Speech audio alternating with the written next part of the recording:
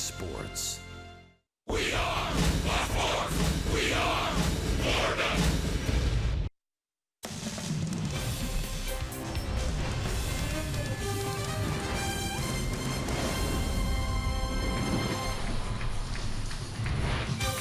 Welcome to Atlanta, SunTrust Park, the nightcap of the day-night doubleheader between the Marlins and the Braves. Atlanta a winner this afternoon. Marlins trying to even things up as they play the second game of this four-game series. With that, we welcome you inside the broadcast booth. Paul Severino and Todd Hollinsworth. Again, the Braves winning game one ahead basically from the first batter as Ronald Acuna Jr. had a big afternoon and has been terrific out of the leadoff spot for the Braves. Set the tone with a home run in the first inning. Well, it caught everybody's attention, right? Everybody knew that there was going to be a doubleheader today, that it was going to be a long day, and on a 3-1 count gets an elevated fastball from Lopez before he settles in and, well, puts the Braves up 1-0. Great swing right there. He has been swinging a hot bat, but I was ranting and raving during the ballgame about this action. I loved it. This is all about hustle. This is all about effort. Routine ground ball to short, puts pressure on Riddle, high throw, he's safe. Then he steals second base, gets a great jump. Now he's in scoring position. All right, so he's done this without even getting a hit. Then you've got a slow ground ball to the left side and technically moves up. Probably could have read it. Some guys probably wouldn't have gone right there, but he does, gets himself over to third base and comes around to score on a line drive sacrifice fly by Freddie Freeman. I mean, that is run creation. That's what Acuna brings to the table, and certainly atop that lineup, and that's what you got to keep under control. Absolutely. Home run, a double, 3 RBIs, a stolen base, 3 runs. I mean, he was involved in the game from every aspect this afternoon. So the guy that's got to keep him off the bases and in the ballpark is Merandy Gonzalez, who makes his first big league start tonight. Well, you want to see him be aggressive. Listen, if you're watching game one, he's certainly been watching the Marlins against the Atlanta Braves. You'd say this Braves lineup's quite intimidating. He has been aggressive. He's at times made some mistakes over the middle of the plate. But again, you want Gonzalez to come in, and he's been throwing the ball pretty well, Double-A. Come into tonight's start and be aggressive on those corners as best he can. On the other side of the pitching matchup, Mike Fultonevich, an all-star. He was very good through his first start in July, but then the last part of July, maybe not so great, but getting back on track. Well, recently. Certainly. It's not about efficiency when it comes to Fultonevich, and it's a career-high 151 strikeouts already on the season. I mean, he's put up some big numbers. He's an all-star, but keep an eye out tonight for the slider. It's been a huge weapon for him. He's really advanced it, and it's actually been his best pitch. Marlins are looking for the split, some roster moves today as well, as Martin Prado back on the disabled list. The nightcap from SunTrust Park is coming up on the other side of the break. Stay with us.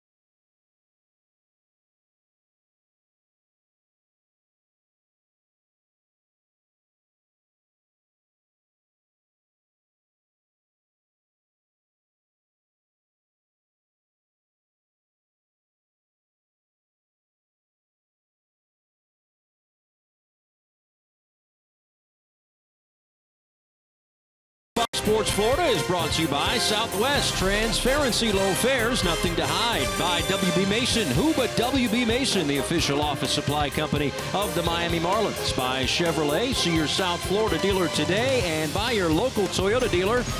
Toyota, let's go places.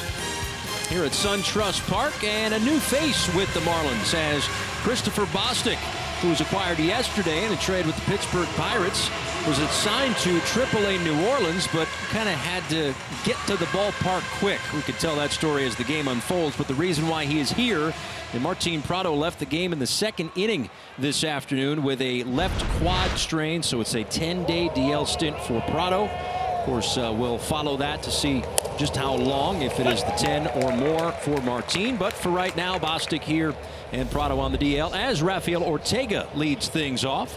The rest of the Marlins lineup presented to you by Southwest. JT Realmuto playing in both games of the doubleheader. He'll be at first base tonight. He hits second, and Starlin Castro hits third. He got the afternoon off. Brian Anderson also the afternoon off, save for an at-bat late. He is in right field. A ball and a strike from Mike Foltynewicz. And in there for strike two. Again, an all-star this year for Mike Foltynewicz, but trying to get back from a Braves perspective to where he was before the all-star game. Well, he has been pitching pretty well, obviously, when you look at his season on the whole, and you're absolutely right. The one thing that you kind of look at, not necessarily in his numbers right now, but it's been his pitch count. That's one thing that's been an issue for him. He hasn't been able to go very long in his starts, but good career numbers, obviously, against the Marlins. 4-1 with a 3.71. This is his 9th career start against the Marlins. We faced him this year back on May 10th. 5 innings, 3 hits, a run, 4 strikeouts, 86 pitches. He's made some nice adjustments this season to his game planning, and he's going to reach some career highs as this season moves forward. He's a big part of what they do. 2 balls and 2 strikes to Ortega. That one all the way to the backstop. And the count runs full. Ortega was 0 for 4 this afternoon. So that put an end to his string of 3 consecutive games with a hit. Called up on Friday in advance of the opener against the New York Mets. As Foltynewicz steps off. Last outing for Foltynewicz was against the Washington Nationals. Braves won that game 8-3. And he gets the strikeout of Ortega. 1 out here in the first. All right, let's get you the AutoNation scouting report of Mike Foltynewicz for tonight's ball game. Breakout season. Now, here are his career numbers: 32-32 with a 4.41 career ERA. This season, 2.98. He was an all-star. So you say, okay, well, what's going on? What's different about Foltynewicz this year? Of course, if you've been watching, you've already seen 97, 98 miles an hour. He's got a big arm. Slide on over. Before 2018, he'd made 65 starts and recorded more strikeouts on his fastball than his slider. As I said, he's got a big arm, but this year he has really changed those percentages around. In fact, his first strikeout of the night came on the slider, throwing that slider 27% of the time. Hitters hitting only 116 against it compared to 245 in his career. JT Realmuto laces one into left field. And toward the corner, going to be extra bases for JT, who gets into second base with a 1-out double here in the first. Yeah, great to see JT catching up with some velocity and ripping it into the left field corner. Well, the Marlins have not had too many leads over the last couple of weeks. You'd love to see him come out tonight here in game 2 and get something done early. Nice job pulling the hands in.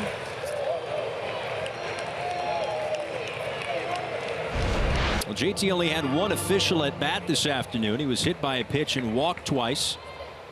Was 0 for 1. But he gets the double here, and that brings up Starlin Castro, who had the afternoon off. Castro at 281 this year, 9 homers, 42 RBIs. Entered the day tied for 6th in the National League with 129 hits.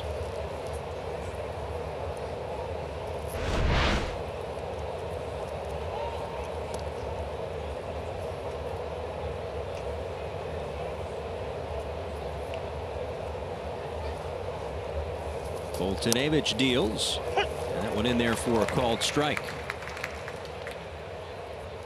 Castro was 1 for 4 yesterday. And a walk and an RBI. On the homestand, was 4 for 23, but did have a home run and 2 RBIs.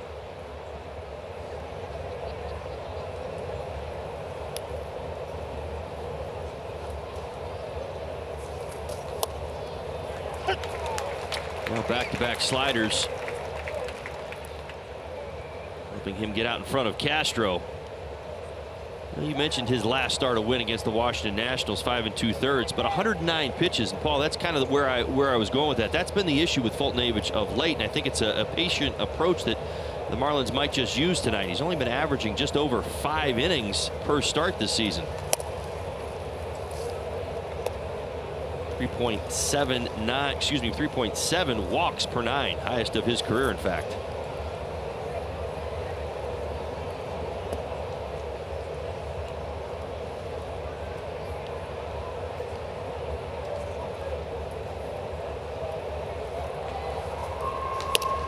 That one misses. 97 miles an hour from Foltynewicz, and the count full.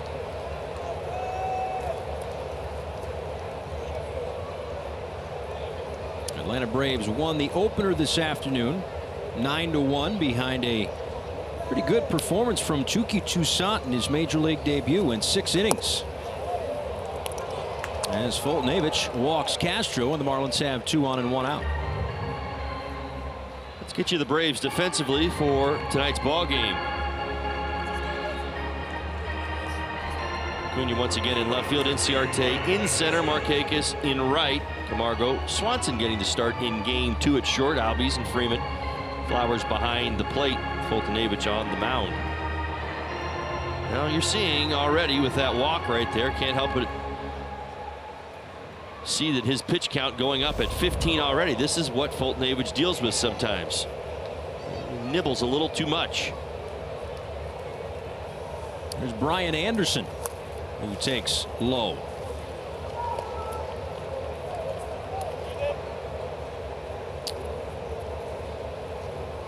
Anderson started the day tied for 2nd in Major League Baseball with a .406 average with runners in scoring position. He's got a couple of runners on base right now, including JT Realmuto, who had the 1-out double. On the ground to Camargo at 3rd. Albies with the turn, and Foltynewicz works out of trouble in the 1st inning. A double play ball to bring the Braves to the batter's box.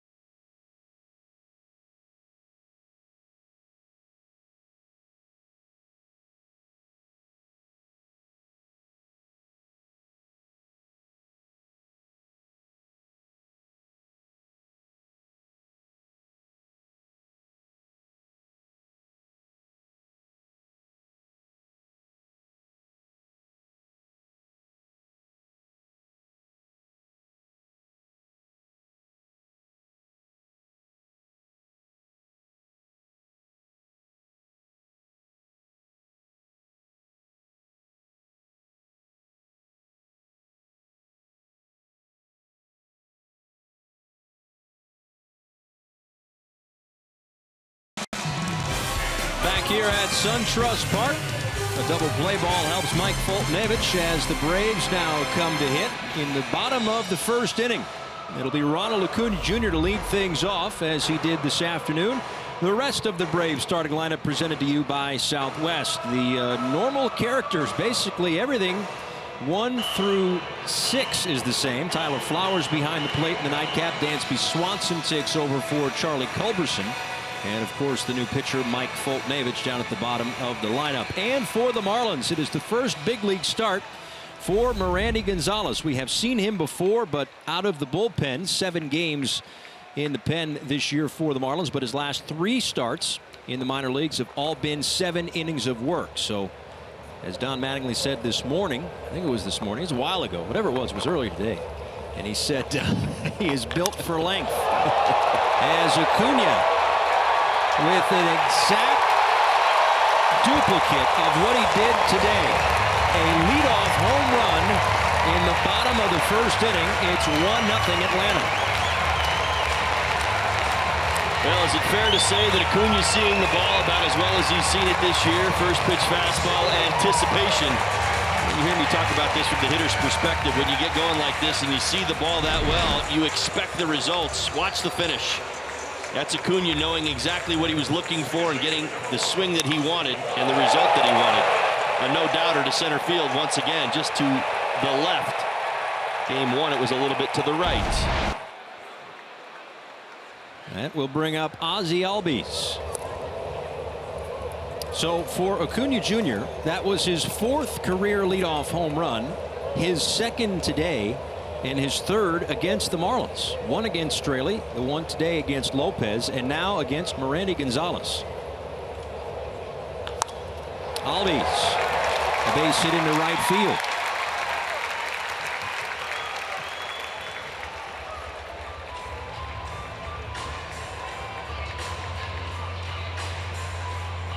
All right, let's get you the Marlins defensively.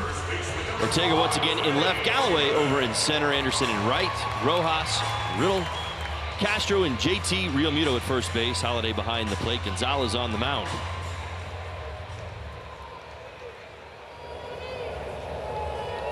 Well, here is Freddie Freeman. Marlins have 3 infielders on the right side against Freeman.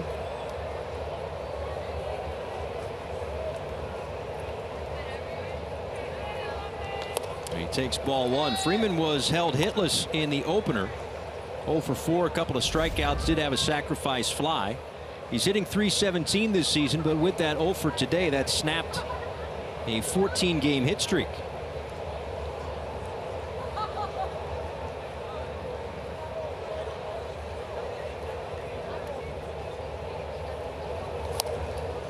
Cuts and misses, and it's a ball and a strike. And a good changeup from Gonzalez.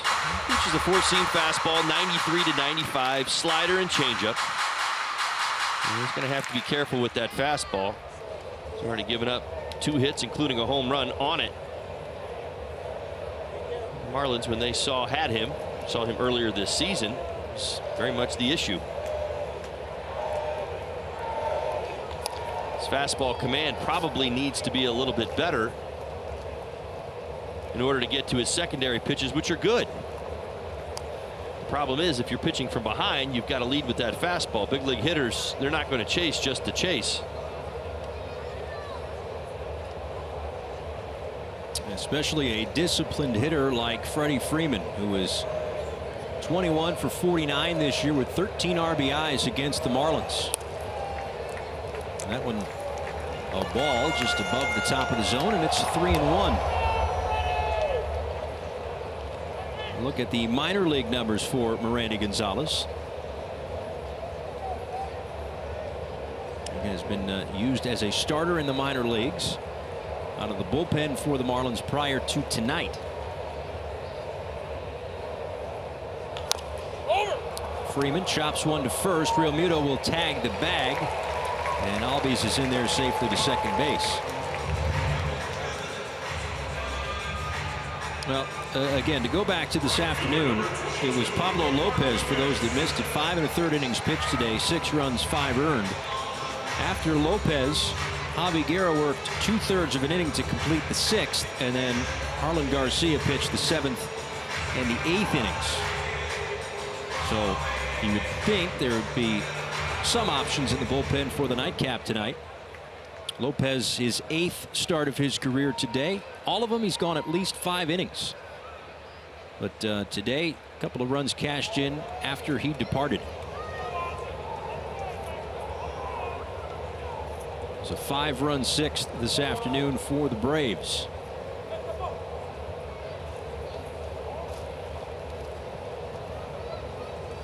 This is Nick Markakis.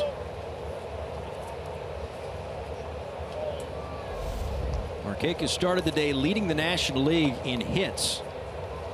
The last Brave to lead the National League, Terry Pendleton, in 1992.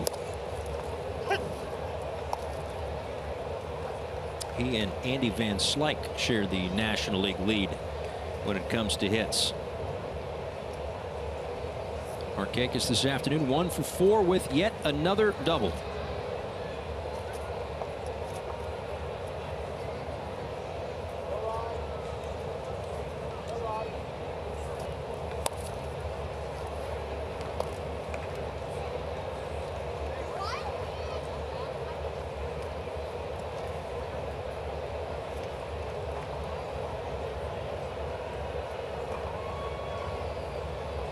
The Marlins playing him straight up on the infield, slightly the other way in the outfield.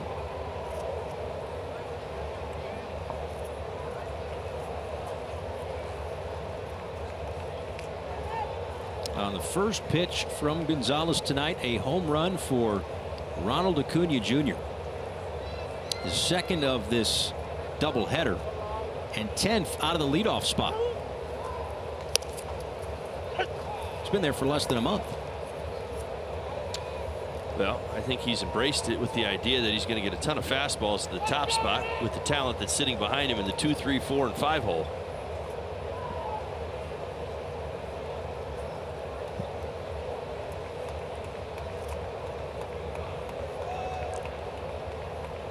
Gonzalez is set and ready for a 1-2 to Markakis with Albies off of second base. This one down the left field line, but it will fall foul.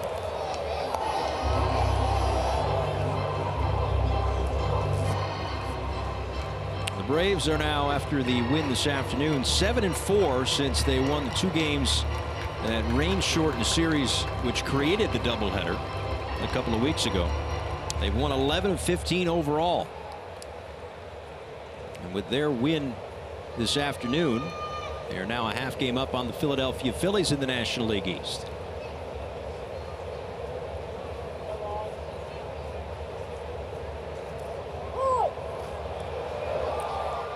Just got enough of it, did Riddle, to keep that ball from getting into center field. And JT wanting to slide in front of Albies. See he does there, and the throw behind him. Nice job getting some leather on it. Keep that ball from center field. You're right. Markakis hitting .299 with runners in scoring position this season. 55 RBIs in those situations.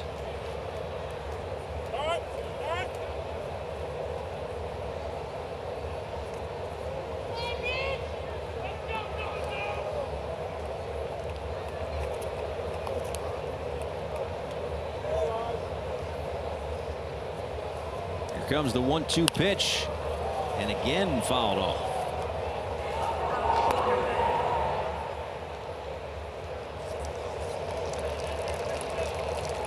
A 1-run lead for Mike Foltynewicz. Mentioned the fact that the Braves are back in first place by a half game. They've been up by as many as 3.5 games this year, as recently as July 2nd. The last couple of weeks it's been back and forth between the Braves and the Phillies.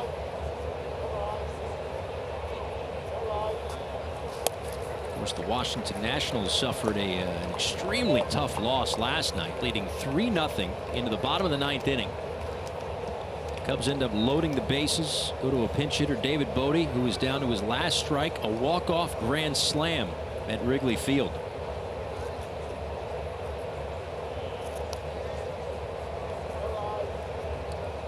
Nationals back on the horse tonight in St. Louis in about 15 minutes as Miranda Gonzalez misses upstairs. Count is full to Markakis.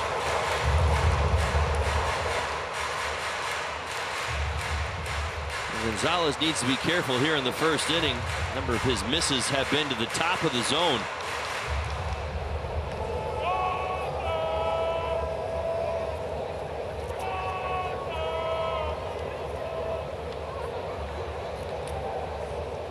Getting set to deliver the 8th pitch of the at-bat.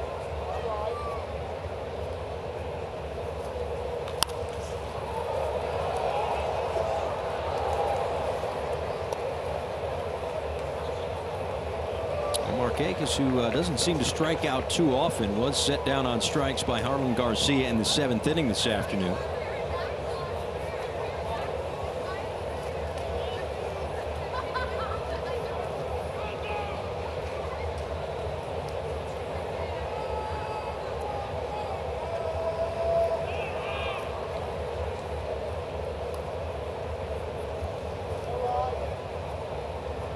And again, the payoff pitch right back up the middle, and Riddle gets to it.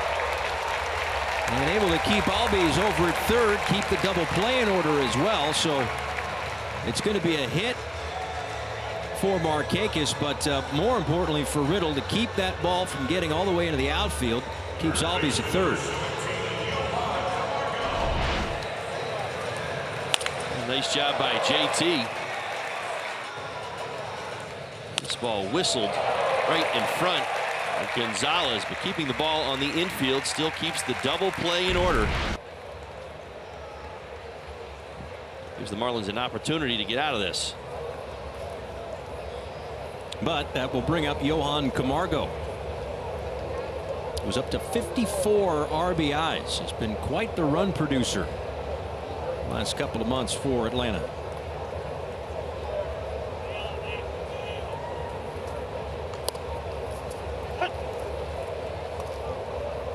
Had 2 doubles this afternoon.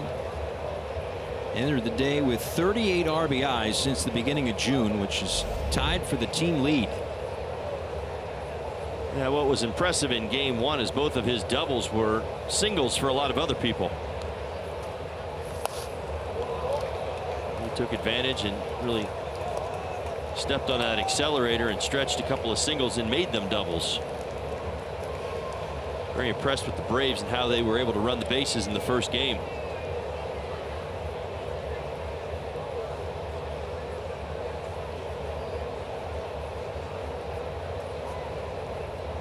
Oh-2 from Gonzalez. And that's a base hit into left field. It'll score Albies. And up 90 feet is Markakis on the RBI single for Johan Camargo. Another RBI for the Braves third baseman. Yeah, one thing well, at least I've learned, I certainly have picked up on this Braves team, when it comes to the elevated fastball or anything up in the zone, especially when a Braves lefty is down in the count, they love to go the other way. Here's another classic example of this. We watched this an awful lot in game 1, and we've seen it here in the number of games they've played this season. Camargo shortens up and just decides to go the other way, simplifies his swing, doesn't come up trying to swing big or get on top of it and pull that pitch, just takes it right out to left. 5 batters in, 2 runs, 4 hits allowed.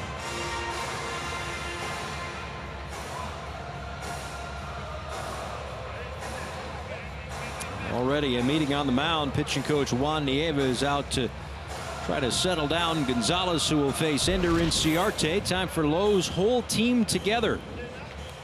The swing rate on fastballs 94 miles an hour or higher. The Atlanta Braves, they're ready for it. They are ready for the heat. My goodness. Well, let's see. I would, Paul, you've seen the Braves all season long. I would ask you, I mean, I know what I think, and I think we think the same thing. See it once again here, coming right out and swinging early. Of course, that was a changeup. Like, how would you define their offense as a whole? Do they like to swing early in the count? Yes. Is it usually on fastballs? Yeah. And is it guys that are like coming out of their swing trying to, you know, bang the ball out of the yard, or do you see a different approach? I think, you know what, I'm not going to completely answer that because I was going to say something similar. They do a lot of the little things right. Right. They really do a lot of the little things right. Whether it's today with Acuna Jr., as you documented in the open, just running the bases the right way.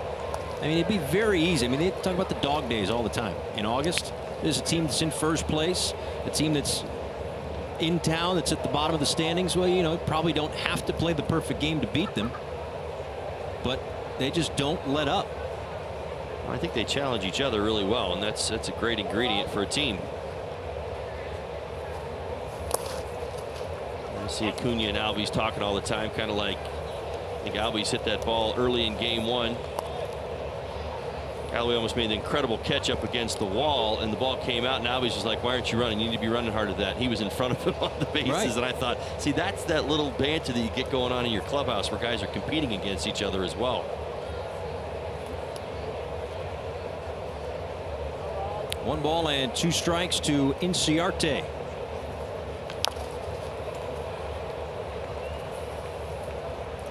He was 1 for 4 this afternoon.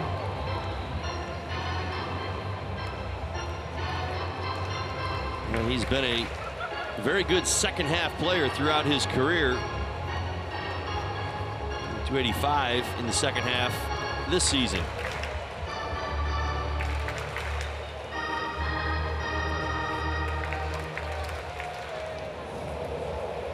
This will be the 25th pitch of the first inning for Merandy Gonzalez. Still just 1 out, but he is a ground ball away from getting out of it with just the 2 runs.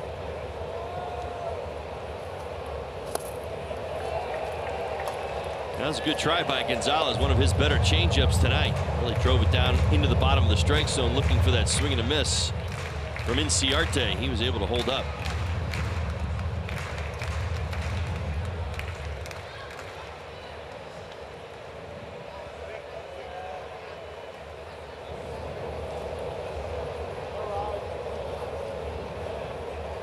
Here's the 2-2.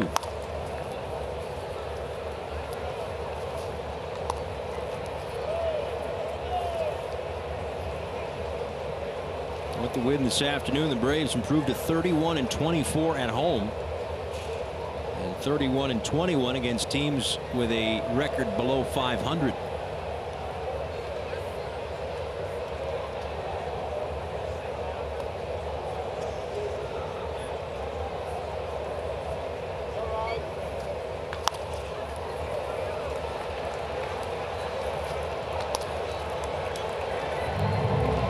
See Merandy try to get inside on Inciarte. He really chased a fastball off that inside corner at 95. In fact, fouled it off himself.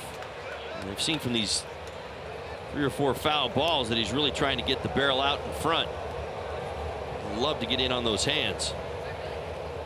He's had a tough time putting away the Braves. This is 28th pitch and 8th pitch of this at bat. On the ground. That's the ground ball he wanted, and they will get Inciarte. A double play to get out of the inning. But he had to work for it, and the Braves scored 2. 2-0 through 1.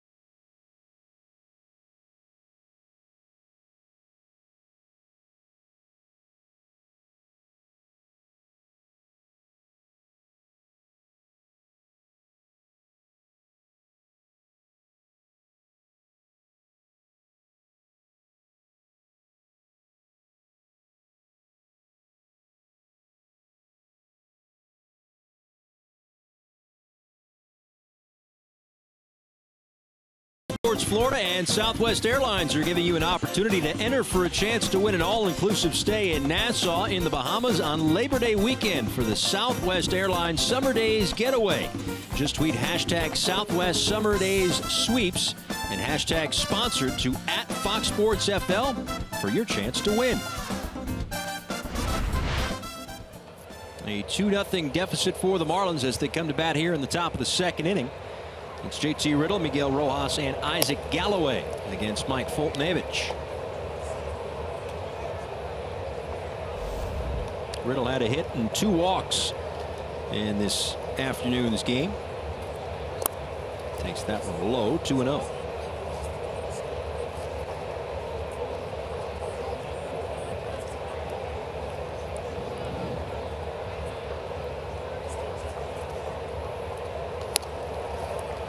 Caught the inside part of the plate. It's 2-1.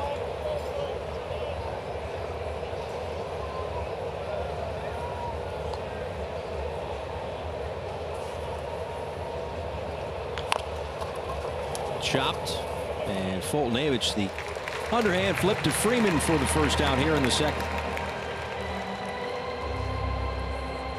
Tomolo Suave Miami join the Marlins and Riboli Family Wines on Friday, August 24th for our next wine event of the season. The purchase of a ticket package, you'll receive a flight of Riboli wine with food pairings for each sample for just $30, or purchase the new couples package for just $50. Visit marlins.com/wine today. So here is Miguel Rojas. He gets the start at third base tonight. He takes the first pitch low. Again, if you missed it this afternoon, Martin Prado got the start. There was a pop-up down the left field line. He went running after to try to make a play. It fell in foul. And caught him kind of stretching out the quad a little bit. As it turns out, it's a left quad strain. And in between games, Martin Prado was placed on the disabled list. So that could boost Rojas into more of an everyday role. Maybe keeps finding holes on the right side. He'll definitely play every day. A base hit with 1 out here in the second inning. Again, back to this afternoon. We estimate that this is where it all started. The effort that he made on that play right there. And then later in the inning, just trying to stretch out the quad a little bit. When his turn to come up to the plate in the second inning came around, it was Martin Prado, or check that, Miguel Rojas rather, that came in to hit for him.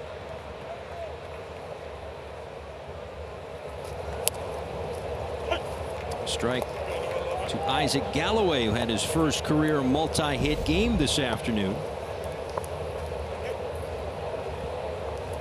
He must like this ballpark. He made his major league debut here a couple of weeks ago. That's right. Got his first hit here, his first multi-hit game here.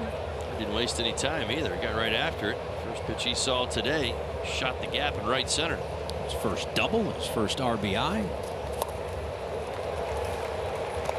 Almost made a spectacular catch going back in center field. He had it for a split second, and then as he hit the wall, the ball popped out. But in there as the center fielder at the start of play tonight. Flowers with the throw down to first, but Rojas is back.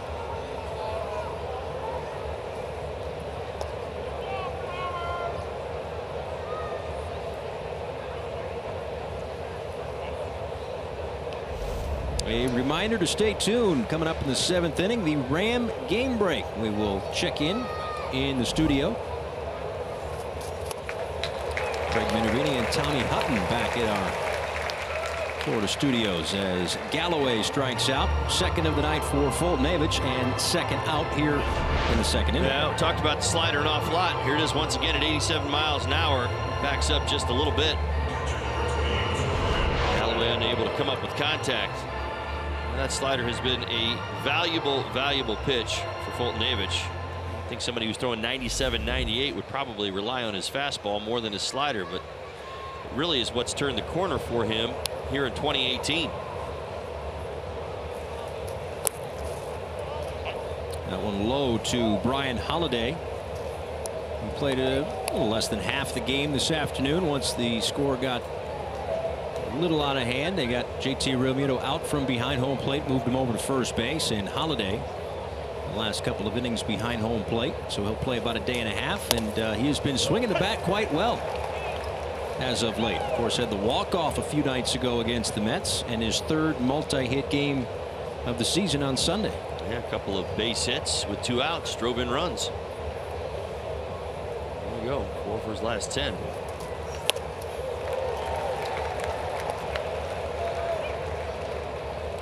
some of that two-out magic against Fulton-Avich here in the second inning.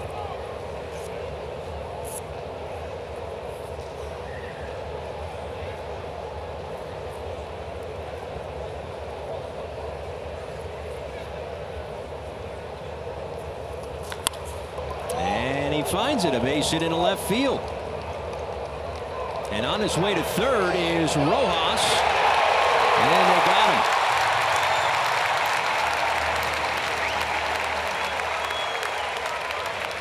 And now Rojas comes up limping. Going to check on him when we come back to Atlanta.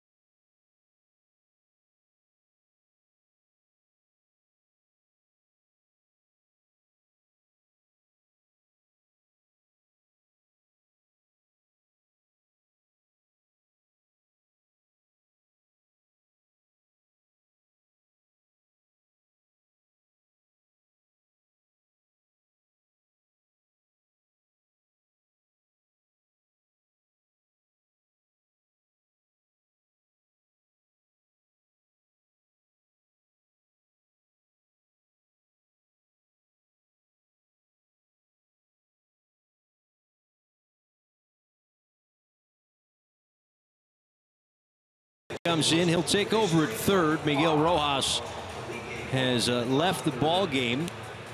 This is what happened at the end of the last half inning. One more look. Now you see Rojas. Now he kind of pulls up around second base. I love it in idea, in theory, but the problem that you have right now is that your team's struggling and you're the third out at third base. It really just doesn't matter. Obviously, you get yourself into there. Even if you're safe, it still requires the team to get another hit and to drive you in. So that's a tough read right there.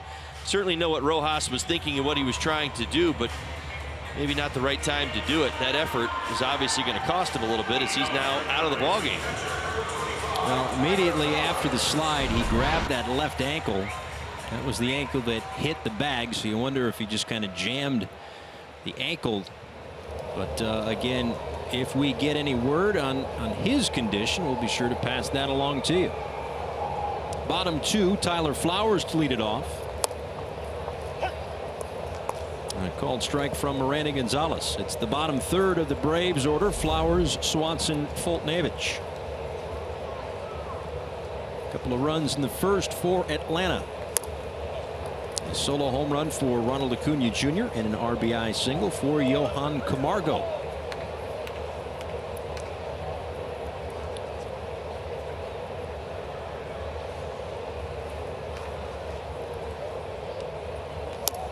Outside to Flowers, 2-1. Flowers entering this ball game with a .408 on base percentage over his last 12 games. It was .260 in the 14 games prior to that. Of course, he and Suzuki split time. 5 homers, 19 RBIs for Flowers this season.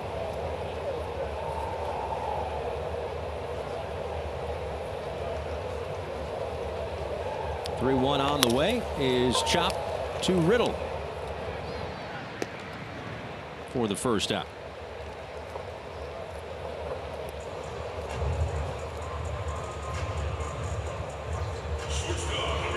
Well, you'd like to see a bit of a bounce back inning for Gonzalez in this second. Could have been a lot worse than just the 2 if not for a ground ball double play that ended the inning. They threw 28 pitches in that first inning. Now, to point, you got to get the Braves off the fastball. That's really what it comes down to. And we've seen enough of it this year to know what these guys are hunting most of the time. And they occasionally run into, a good slider, but all in all, those secondary pitches have been huge. For Gonzalez, who's really leaned on that slider and changeup a little bit more since running into trouble at the start of the game.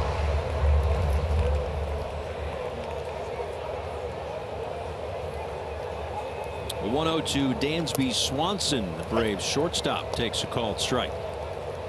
I mean, if you watch the Braves, if you start them off with a curveball, almost every guy in this lineup is taking. Most guys do it. I mean, it's not a young player thing. It's not an old player thing. You throw a first pitch curveball for a strike, most guys take it.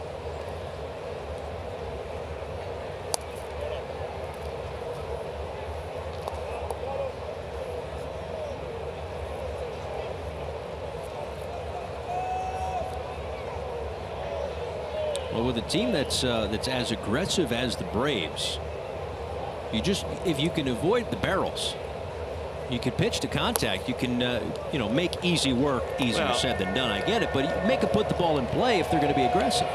Well, and it's the way that you want, but the question that you're asking does have an answer to it, but it's not a young guy answer. It's more of a veteran type of answer where somebody who's got, say, a good sinker could absolutely play off that aggressiveness early in the count, make those pitches, and get early ground ball outs per se. See, at the same time, for Gonzalez, he throws some good pitches on those outside corner, but on the corners at times. But we also see him at times make mistakes out over the plate. Think about Camargo, down 2 strikes, didn't really touch anything, elevates a fastball, and it ends up hurting him.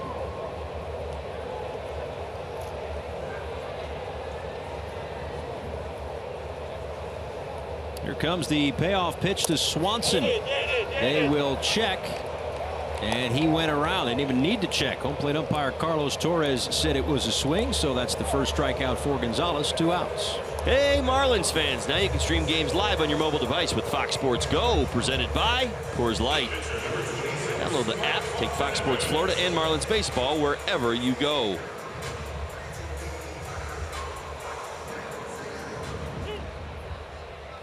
So 2 outs for Foltynewicz.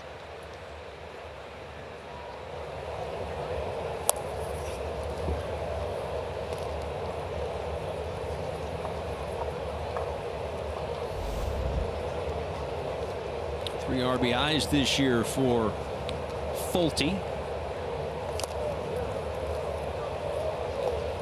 Ball on a strike. Carlos Torres is the home plate umpire tonight. Paul Nauert, the crew chief, is over at first. Chad Fairchild at second, and Tom Woodring, the umpire, at third.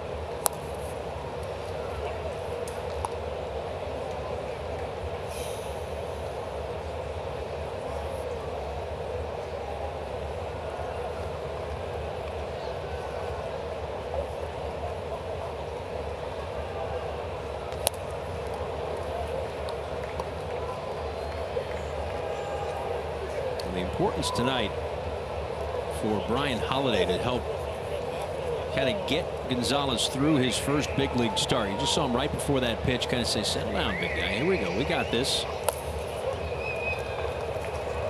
mean, how many times do we see and hear from guys, for example, with the St. Louis Cardinals, the young pitchers with the Cardinals? I just trust everything that Yadier Molina is saying. He guides me through the entire start. I don't shake him off. I don't do anything.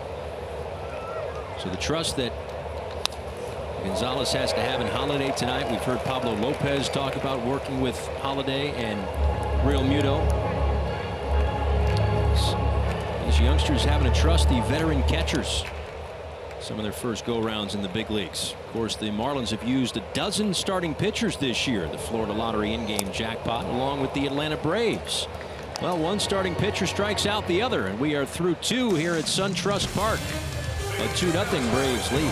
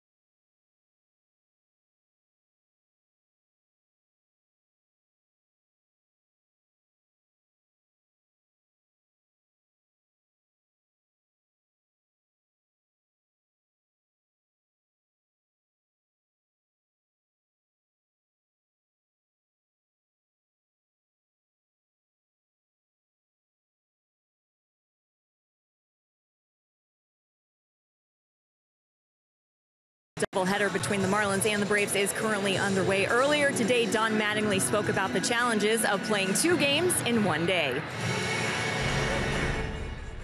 Well, a little physical, obviously, when you have to play 2, and depends who gets that kind of call to be able to play, a long day. I think the split makes it easier on the body a little bit, but it makes it ends up being a long day. I think the bullpen can be a challenge depending on how the first game goes. Hopefully that game, your first one is pretty much in check where you're not burning through a bunch of guys, and then your second game you're sitting there in trouble. And as far as the bullpen goes, it is in pretty good shape for this game, Paul. Like you mentioned, Javi Guerra and Harlan Garcia taking care of 2+ innings in game 1 earlier today. Yeah, Jessica, thanks so much. Miranda Gonzalez to lead things off, takes a pitch low. It's Gonzalez, and then the top of the order, Rafael Ortega and JT Realmuto against Fulton-Avich here in the 3rd. Count even up, but a ball and a strike. It's I'm assuming a little different for you as a broadcaster as it was for a player, because I didn't see you laying in the corner taking a nap in between games the way you may have when you were in the clubhouse as Gonzalez grounds out for the first out. Well, the challenge for the players, and this was always the challenge, was that you come to the yard every day. You come in, you put your uniform on, you have your routine before a game. And ideally, what you do is you kind of get yourself up for when you believe that your adrenaline's going to kick in, whether it's getting out and running on the line, your batting practice. Everybody kind of has that spot where things kind of start to engage for the game. Now, everybody went through that today. Now, the pitchers are obviously very different, but the players themselves, then you stop playing. So you shut that all down again. To be honest, I used to restart the whole thing when I played doubleheaders if there was obviously the long wait in between, meaning I would go through my whole routine almost again. Now, I wouldn't go as far as getting dressed with my street clothes on, but you know what I mean. I would, start back, I'd change my uniform, put another one on, kind of redo the whole day and try to kind of get that adrenaline going again for game 2, because that's the toughest thing. That's the one thing that the players can't make up for in game 2. It just really doesn't happen that way. When you have it for the day, it's kind of there. It's in that first at bat, maybe the second at bat, or it comes back at a big moment late in the game when you talk about hitting. But in that second game, you're like, oh boy, I've burned it all off. I've used it all.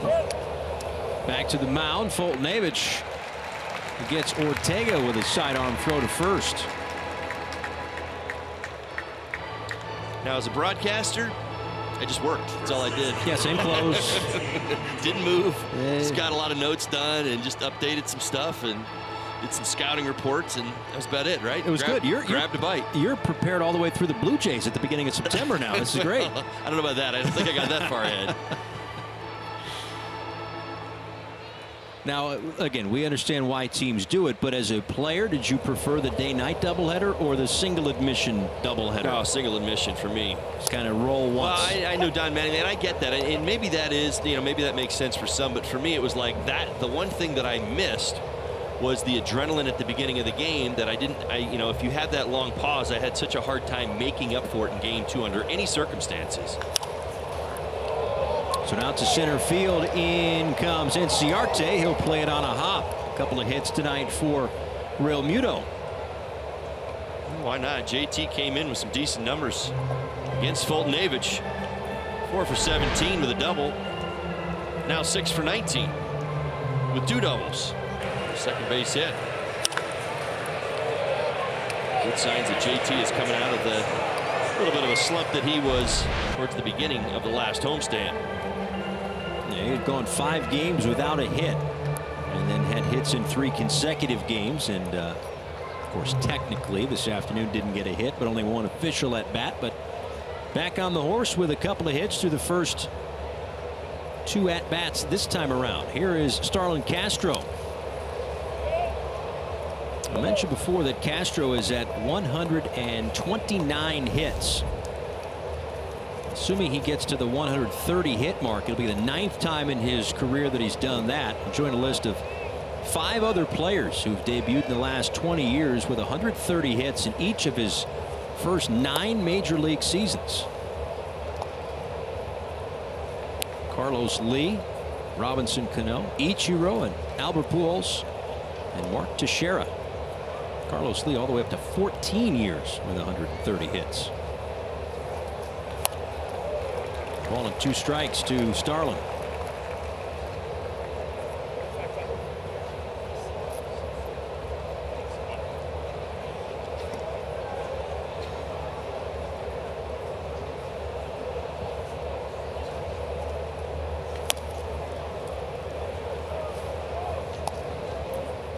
Some of the misses for Fulton-Avich have been big misses. Well, it seems to be on his fastball, almost like he's really trying to get a little bit more behind it. You always wonder how the story gets told. You know, you think back a couple of starts, we did talk about, well, some inefficiency, so to speak. We know he throws hard. That one at 98 miles an hour, tipped and into the glove of Tyler Flowers. Marlins leave one in the third.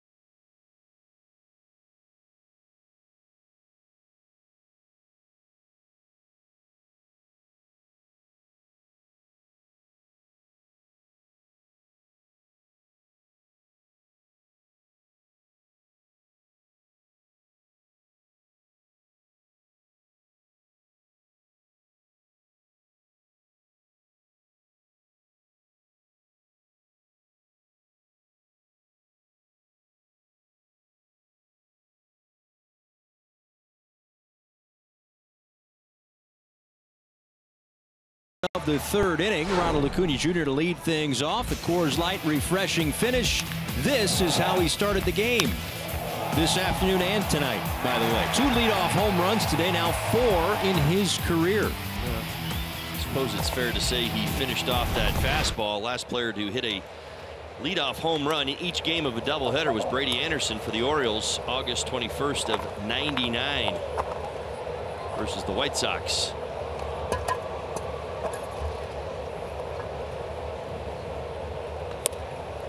Takes that one high. 2 balls and no strikes. It is Acuna Jr., then Albies and Freeman here in the last of the third. I mean, if it were acceptable by the league, I'm sure he'd just cut that sleeve right off at this point.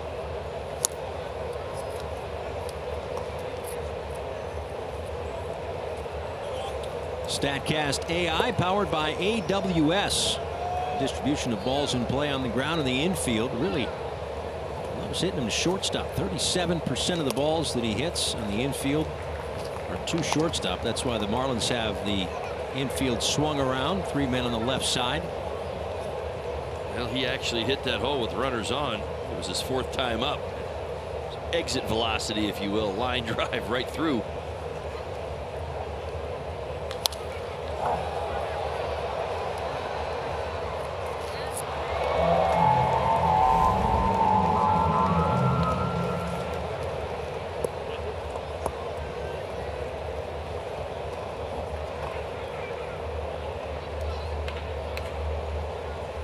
Gonzalez set for a 3-2 pitch to Acuna Jr. And look at that. To shortstop. Riddle up with it for the first out here in the third. So it's the hottest matchup of the summer. Catch the Marlins as they take on the Yankees August 21st and August 22nd. Don't miss the Yankees' first visit to Marlins Park since 2015. Get your tickets today at marlins.com/tickets.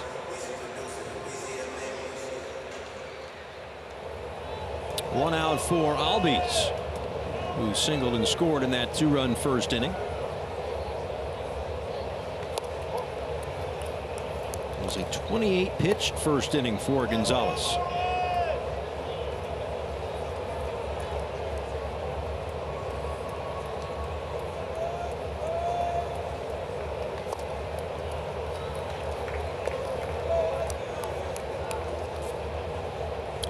we keep talking about the numbers in the leadoff spot for Acuna Jr., but it had been Albies for a good chunk of the season. He was dealing with a little hamstring issue maybe a month or so ago, a few weeks, 3 weeks or so, and got a few days off. And it was Acuna Jr. who played, slotted into that leadoff spot, and he has taken over pretty much for good, or at least for now. But Albies has been pretty good in the number 2 spot in this order. Of course, he got off to that great start this season. I think everybody was ready to crown him the MVP before tax day, but there was a little bit of the season left to be played. Not to say that he's not still having a good year. May have been a little premature. 3-2. The 4th full count for Gonzalez. This the 11th batter faced tonight. So he's approaching 60 pitches here in the bottom of the 3rd. A roller to Castro at second base for out number 2.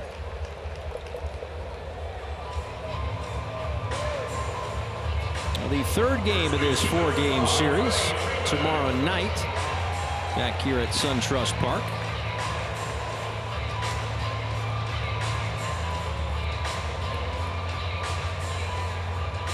It'll be Trevor Richards on the mound. Anibal Sanchez goes for the Braves. South Florida Honda Dealers present Marlins Live pregame show. Craig Minervini, Jeff Nelson from here in Atlanta. After a long day back in studio, Craig will be schlepping it through commercial air traffic on his way to Atlanta. Probably flying first class if I know Craig. This one into center field, and Riddle will make the play as he nearly collides with a sliding Galloway, but able to make the play to end the inning. A 1-2-3 third. Morgan.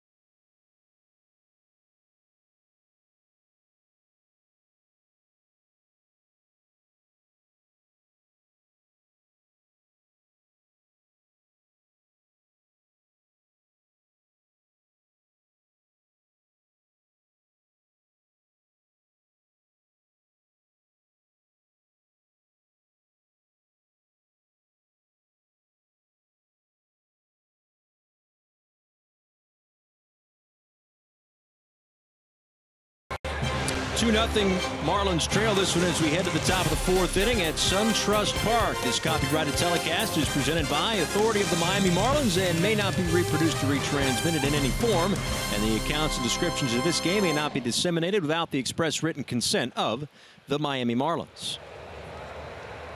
Paul Severino, Todd Hollinsworth, Jessica Blaylock back with you here at SunTrust Park.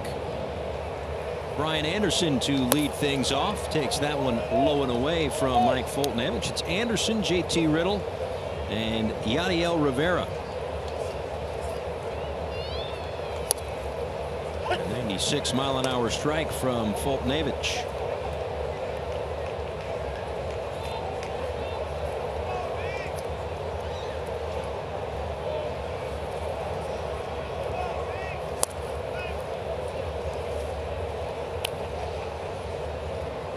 Anderson grounded into an inning-ending double play in the first inning earlier tonight. It was a 17-pitch inning for Foltynewicz tonight. Last time out, 35 pitches in the first inning against the Washington Nationals, as Anderson flies out to right field for the first out.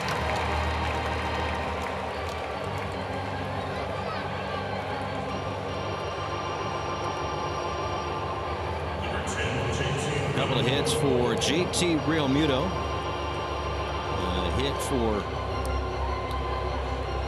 Miguel Rojas, who was in the 6th spot before being escorted out of the game with what looked like perhaps an ankle injury. Again, we don't have word yet officially on Rojas's condition.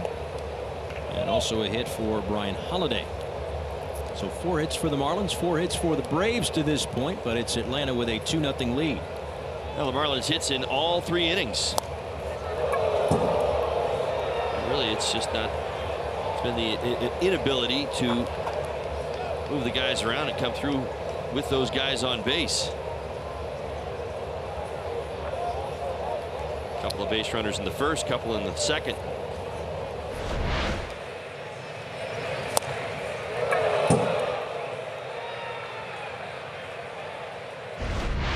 A little more stick 'em for JT Riddle. And the Marlins right now are not, as this one is popped up on the infield. It'll be Swanson at short.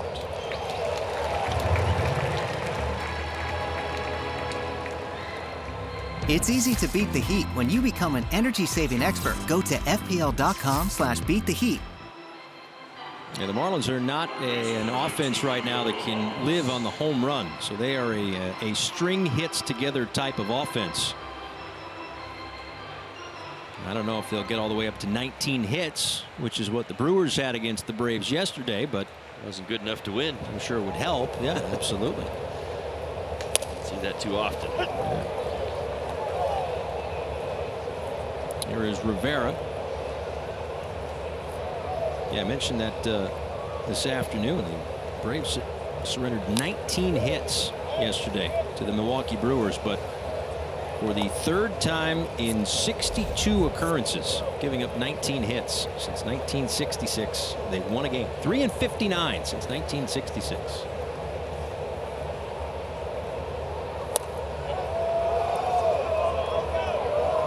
Foltynewicz wanted that one. Well, Tyler Flowers doing his best to pull that back into the strike zone as well. Well, we have seen that before, haven't we? We were here a couple of weeks ago. Flowers must have, again, if you ask a catcher, he'll say presented the strikes. If you ask a hitter, stole the strikes. But whatever it was, looked as though about 7, 8, 9 pitches, somewhere in that range, that looked to be out of the zone that were called strikes. Rivera went around, so a 1, 2, 3, 4th inning for Foltynewicz. He gets his 4th strikeout. Marlins down 2-0.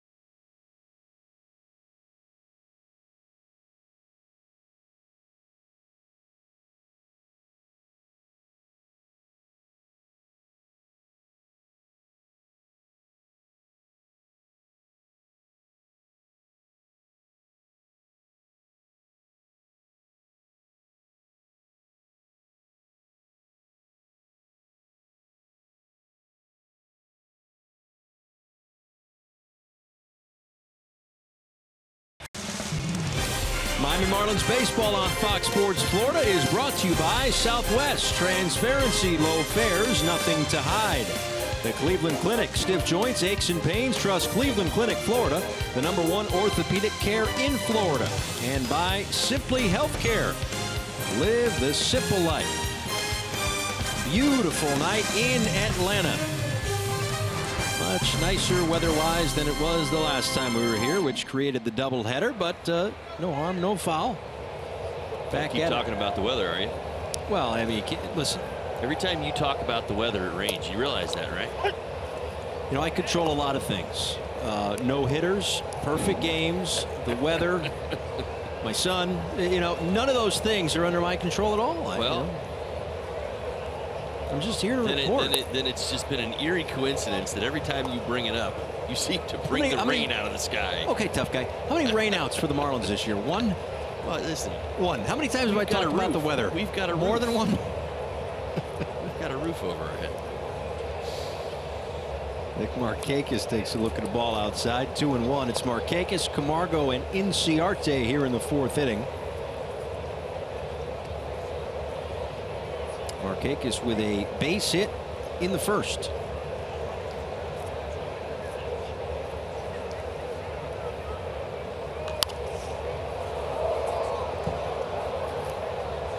Well, it's an interesting discussion, and obviously the National League MVP, I think a lot has to be decided the remaining month of August and clearly September. Probably teams in it certainly always helps the storyline, but I find it very interesting, you know, even when you watch a lot of the national shows, that, you know, Freddie Freeman's name comes up everywhere you go, as it should. Sure. No doubt a National League MVP candidate. He's having one of those types of seasons, right? But am I crazy for, like, why doesn't Markakis' name come up more? I think it's just because he's overshadowed by Freeman. Really? That would be it. But I know because where I mean, let's be honest. We've seen almost a full season of him. He is every bit as valuable to this team. Yeah, I mean, we've seen it before. As Markakis is set down on strikes, you know, two guys who have terrific seasons that battle it out. Bryant and Rizzo in Chicago a couple of years ago. I mean, it happens, and I'm sure it also helps the two players, right? I mean, heck, you go all the way back to 1961, Mantle and Maris. Right. Well, I mean, it's literally like every list. You know, we've got stats now just about everywhere we go. You come to the ballpark, they're all over the boards, and you know, you put 1s and 2s up everywhere you go. 1st and 3rd in the league in hits, 1st and 2nd in batting average. You know, late and close. I mean, you pick a stat. These two guys are in that top 5 conversation. I don't care where you go with it. Johan Camargo gets underneath this one. It will be Rivera to make the play at 3rd. Yeah, I mean, if you even want to simplify it down to a number, an offensive number. Well, it's now an 898 OPS for Nick Markakis, and Freeman's at 917.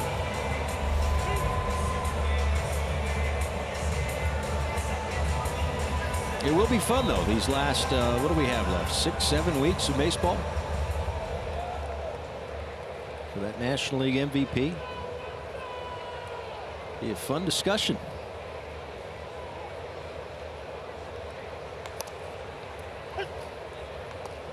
There's a strike to Ender Inciarte, who hit into a double play to end the 1st inning.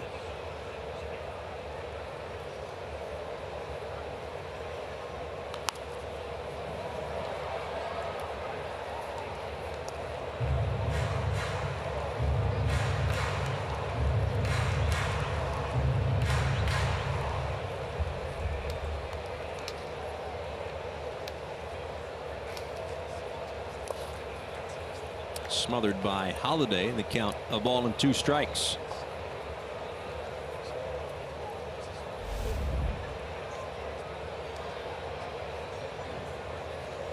We've seen Inciarte bounce around the lineup this year for the Braves, but as of late been in the bottom half of the order, and it would be borderline criminal to upset the top of this order the way that it's been clicking for Atlanta. With Acuna Jr., Albies, Freeman, Markakis, even the way that Camargo's been hitting recently. foul down the right field line.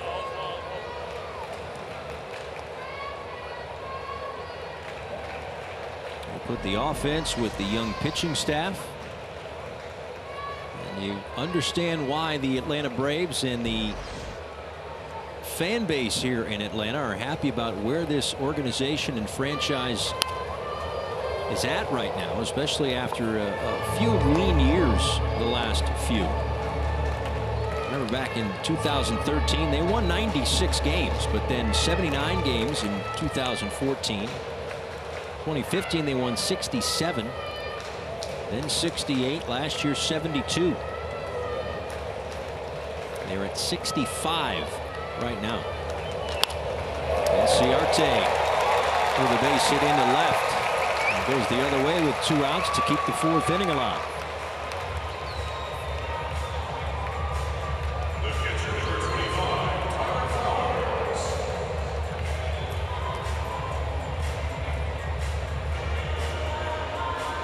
Well, he had retired 9 straight for the Inciarte single. This job kind of settling in and getting some pretty good results here after that loud start to the ball game.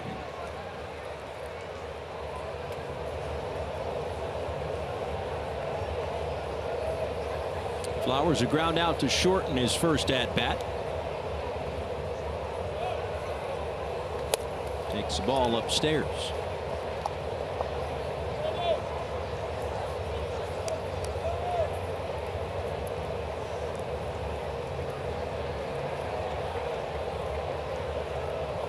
That little pad on the back of his hand there to protect from a hit by pitch. It's definitely something. I can't tell you what it is. It looks like a pad. I'm with you.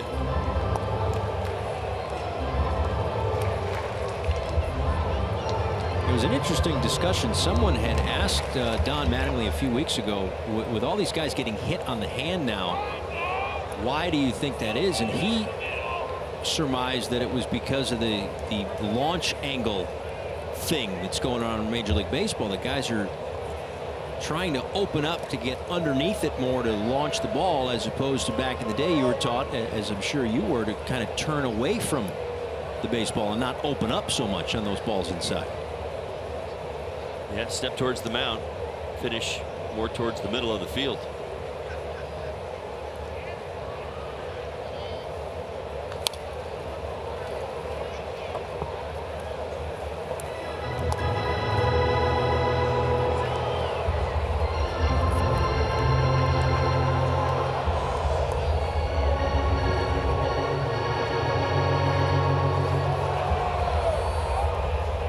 Ball and 2 strikes to Tyler Flowers,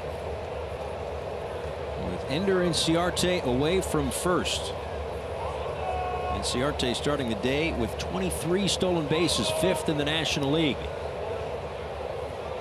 He stays put as Flowers lines one foul.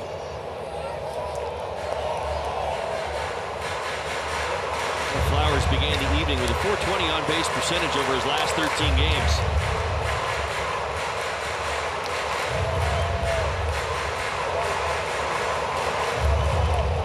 11 hits, 9 walks in that span.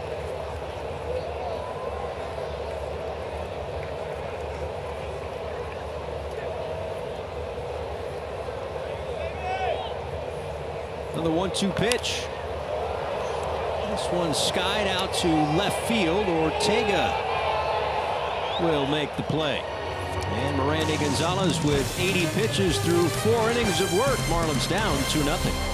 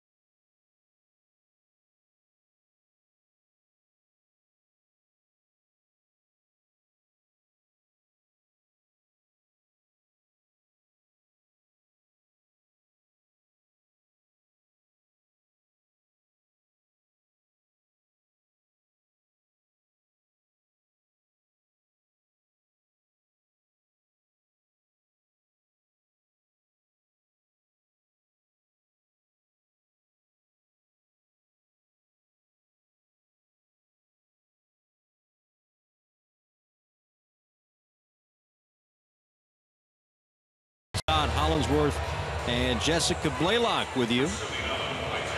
Geico presents this day in Major League history. Travis Hafner tied Don Mattingly's big league record for grand slams in season. 6th grand slam back in 2006.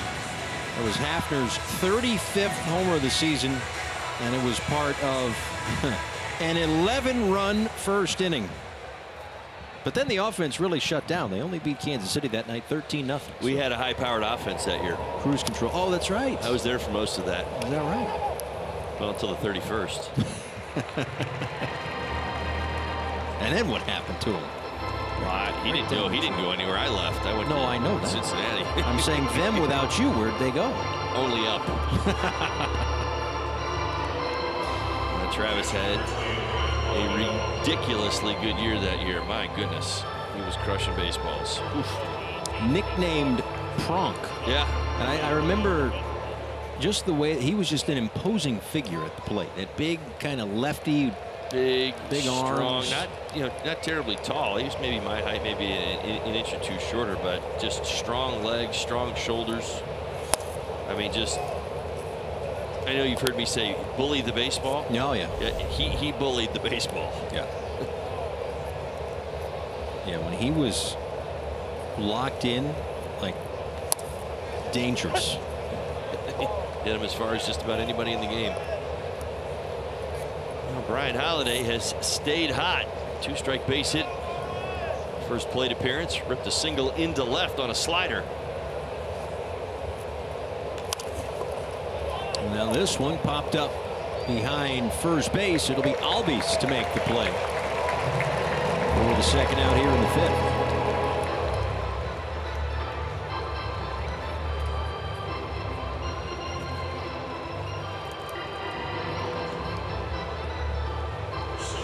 Here is Mirani Gonzalez.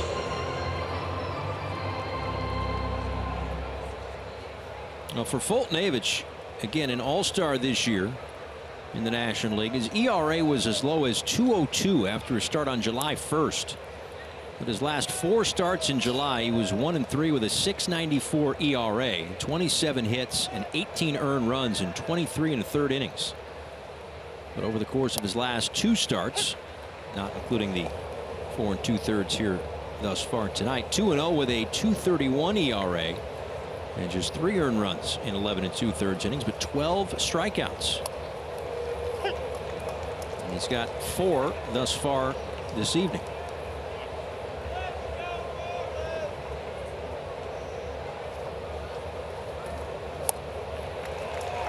And he's got 5 as he gets Gonzalez to end the 5th.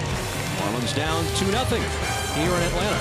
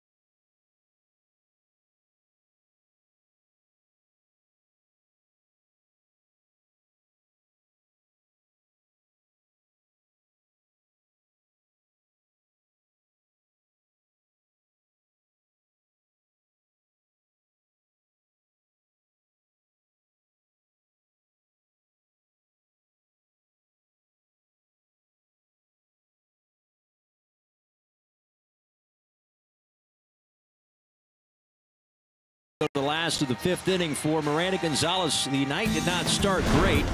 A solo home run to Ronald Acuna Jr. on the first pitch. And then a base hit for Ozzie Albies, who came in to score on a Johan Camargo RBI single. But then a ground ball double play that ended the first inning, and just one base runner since then. So he has settled down a bit, kept the game in check.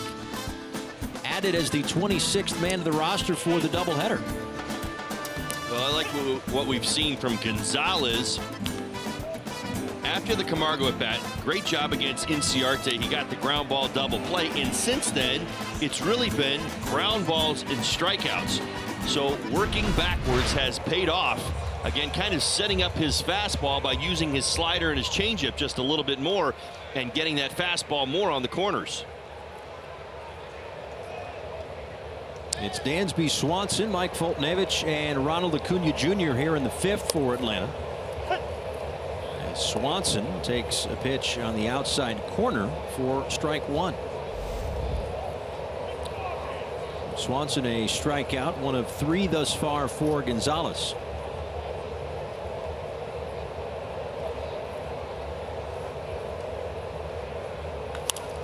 Lined and caught by Rivera at third. We check in with Jessica Blaylock. Hey, Paul, it's time for our Chevy Minor League Spotlight. How about Baby Cake shortstop Peter Mooney? In his last 6 games, a .391 average to go along with a double, 2 home runs, and 7 ribbies. On the season, a .313 average, 6 home runs, and 30 RBIs. Guys, Peter Mooney, our Chevy Minor League Spotlight. Jessica, thank you very much. As Foltynewicz takes a called strike, the bottom of the zone, 0-1.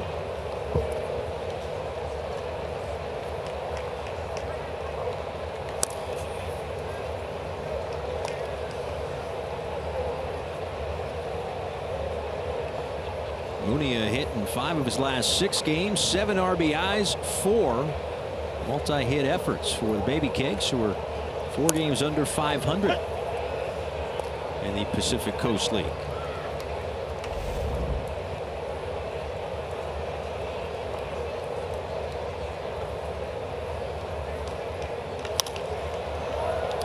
Now to shallow right field for Anderson, and they're 2 away in the 5th.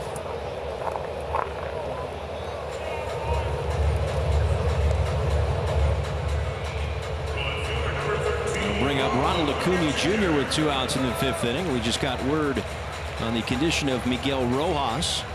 Left ankle contusion, listed as day-to-day.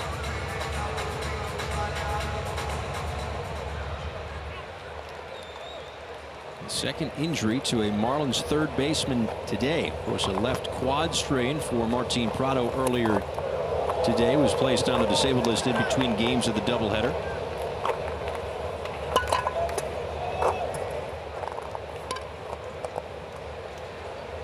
Ball and no strikes to Acuna Jr.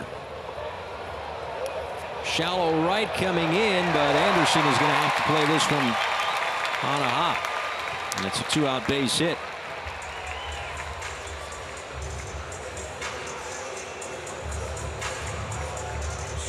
Well, when you're hot, you're hot. Acuna is definitely that. Even the pop-ups fall in for you. Second hit of the ball game. He had 2 hits in game 1.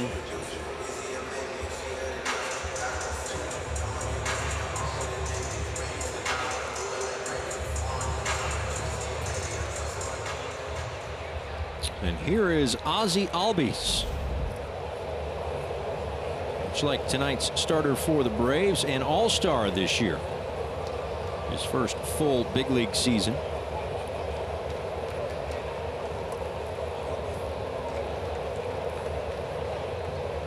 I know we talk an awful lot about Rookie of the Year. Of course, the Marlins have a guy who is at or near the top of the discussion in Brian Anderson. Braves have a player in Ronald Acuna Jr. Of course, the Nationals with Juan Soto. I get a lot of people on Twitter who say, well, what about Ozzie Albies? Well, Albies no longer a rookie. He exceeded the rookie limits last year. So just a little FYI. Well, I'm telling you, it's been an an incredibly fun conversation when it comes to the National League Rookie of the Year conversation. Obviously, Soto is getting maybe the most attention, but Acuna is pushing hard. BA, Brian Anderson's been getting it all season long and well deserved. But Acuna having homered now in 4 straight ball games. This is per Elias, the youngest player to do that. Wow.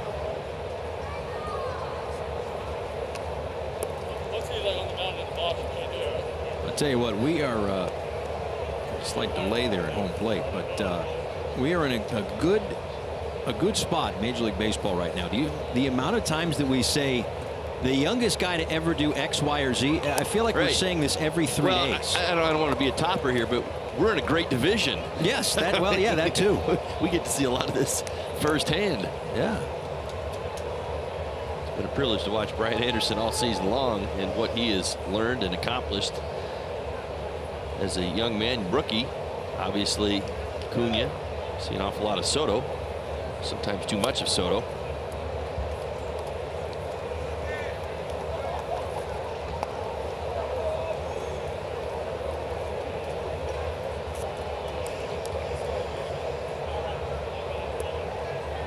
Two balls and no strikes to Albies.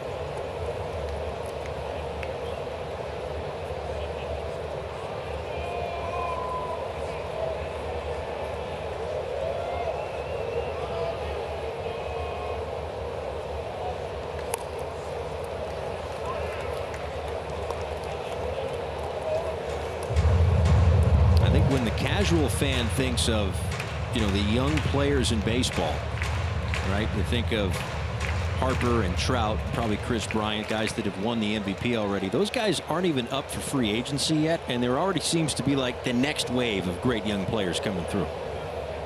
All the guys you just mentioned.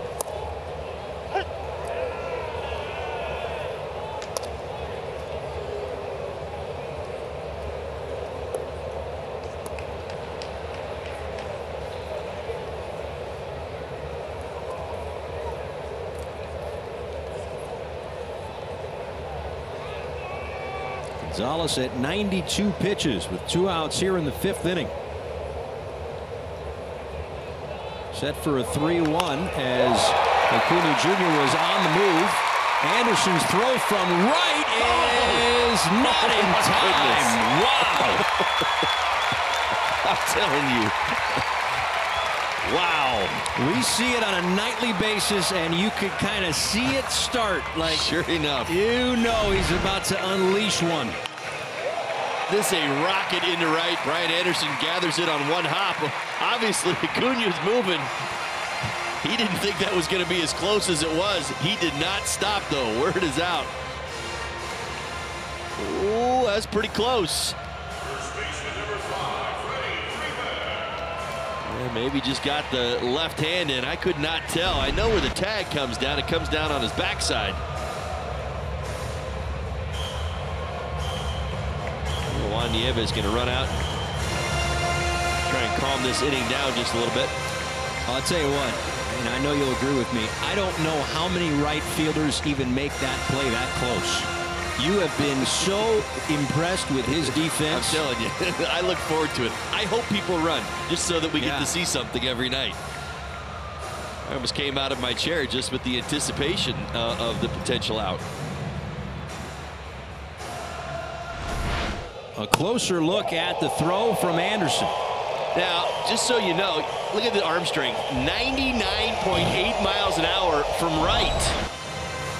Now, I know he transitioned from third to right field, but when I see numbers like that, I'm thinking maybe he should transition from right to P. Yeah, exactly. For the pitcher mound. That's right. Arm strength that makes Teheran Guerrero weep. My goodness, upwards of 100 miles an hour. But unable to get Acuna Jr., who is at third for Freddie Freeman, who takes the ball in the dirt, 1-0. I know in that angle it's really, really hard to show Acuna coming around second base and Anderson fielding it, but we had the perspective of Acuna was 2 steps around second base as Anderson was fielding the ball. He made up almost all of the space with Acuna about halfway to third before the ball left his hand.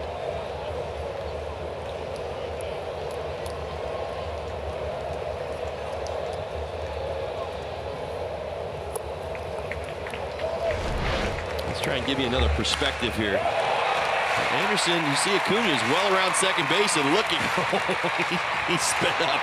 I don't blame him. It's like somebody's coming to get you.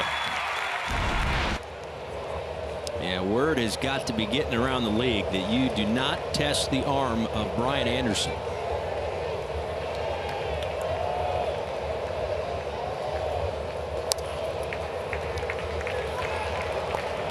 Three balls and no strikes to Freeman, who's a .366 hitter with runners in scoring position.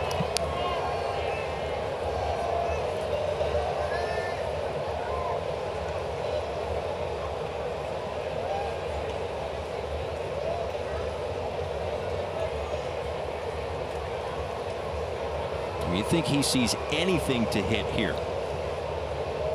Yeah, 3-0, I would be shocked. I'd be so very careful with Freeman. You're not trying to wake him up, but he hunts fastballs as well as anybody in this game. I mean, you can see it in his eyes right now. He's not thinking take 3-0 because the count's telling him to. He's thinking about changing this game. Gotta be careful. Line, and that one will get through the right side on a hop into right field. And in to score is Acuna Jr. Another RBI for Freeman against the Marlins, and it's a 3-0 Braves lead.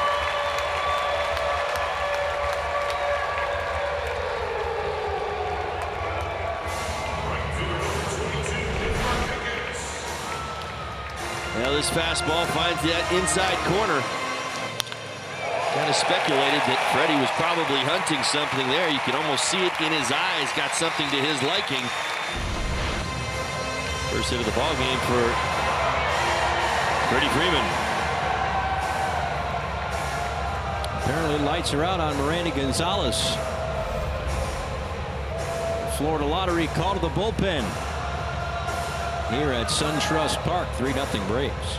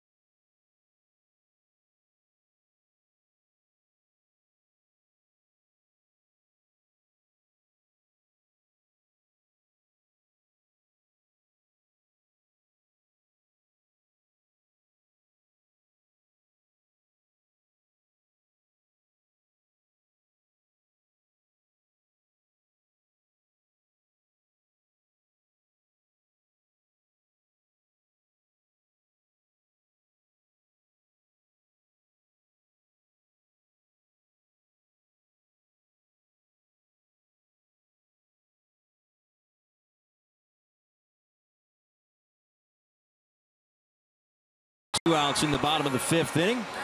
The new Monopoly jackpot scratch-offs from the Florida Lottery are a new spin on a classic. They're loaded with prizes from $10,000 to $2 million. So unleash the excitement anytime. The Florida Lottery, it's your ticket. Must be 18 or older to play. Play responsibly. Drew Rosinski is into the ball game after 4 2/3 from Miranda Gonzalez. Gave up 8 hits, but the 2 runners on base still his responsibility. 16th game this year for Rosinski. Now, he's had a very nice season. Rosinski has stranded 9 of the 11 runners he's inherited this season.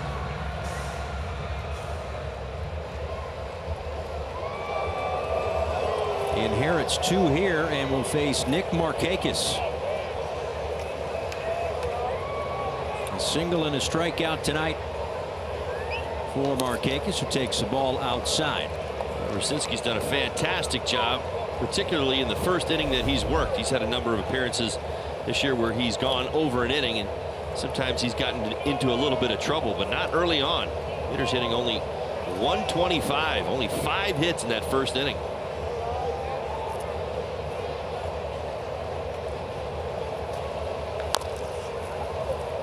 Well, we talk so much about the the role of a utility man when it comes to the position players, right? The guy that can play all the different positions. But how about Rosinski and just the way that he has been able to at times this year get, or not get into, but be placed in situations like this where, you know, backs against the wall, kind of game is hanging in the balance, and he's able to get out of these spots, but also come out and work a clean inning, start a fresh inning on his own.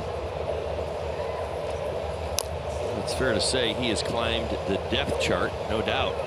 He's really become one of the positive answers out of the bullpen, if you'd agree. Yeah. Given more and more leverage as the season has gone on, and I think that will continue to, that opportunity will continue to come his way. I mean, he's putting up fantastic numbers, doesn't walk hitters, hasn't walked a hitter in 4 appearances, has the ability to pick up a strikeout.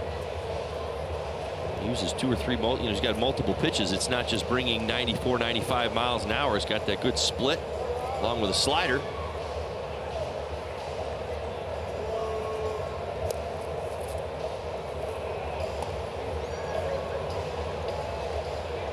So often the guys that get the attention are the closer, the 8th inning guy, the 7th inning guy, but Rosinski has certainly thrived in his role as being the guy who cleans up the messes. Not necessarily the mop-up guy, but the guy who cleans up some of the messes. Trying to do so right here. 2 balls and 2 strikes on Markakis. Gets it to tap right back to him. Another mess cleaned up by Rosinski. We head to the 6th in Atlanta. Marlins down 3.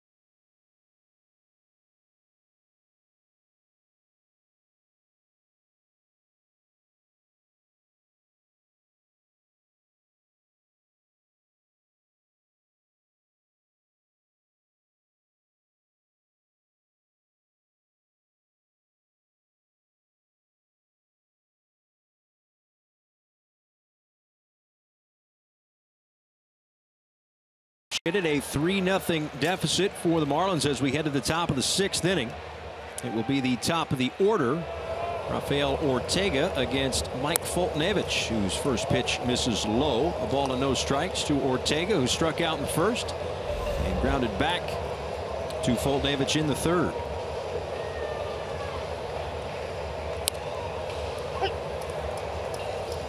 A couple of runs in the first for Atlanta and a single run in the bottom of the 5th.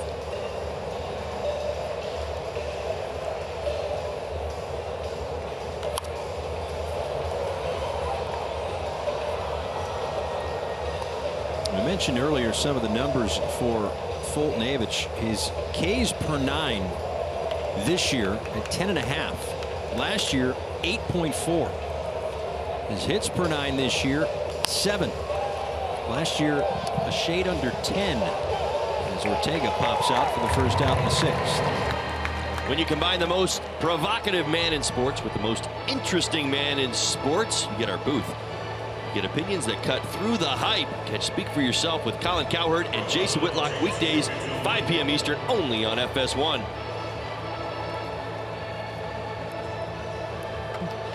Well, you're absolutely right, Paul. I mean, when you look at Foltnevich's stats this year, there's certain things that stand out. You know me, I kind of was digging up stuff last night, trying to figure out how the 298 how we've gotten to the 298 from the 479 last year. And here's the thing, it's not about efficiency. His strike percentage is actually down this year. His pitches per inning are about the same as last year. So it's not like, well, he's being more aggressive with the fastball. In fact, it's just kind of getting it all back to that slider. As you see right there, he uses it a lot more. At times he still has bouts of wildness, but when he's gotten himself into trouble, it's been more about his breaking ball and less about 97 and 98 this season.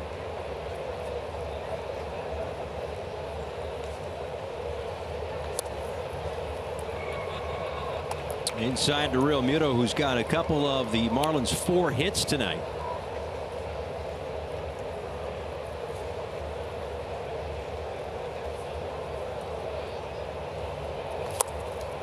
Two and two. Foltynewicz drafted by the Astros 19th overall in 2010 and traded to the Braves in January of 2015.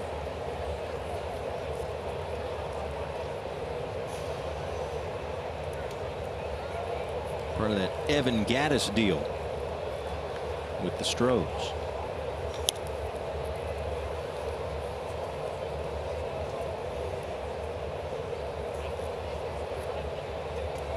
So he was 19th overall. We saw Touki Toussaint, who was what, 16th overall. So a few first-round picks for the Braves in their rotation as Real Muto draws the walk here in the 6th. It's easy to beat the heat when you become an energy-saving expert. Go to fpl.com/beattheheat.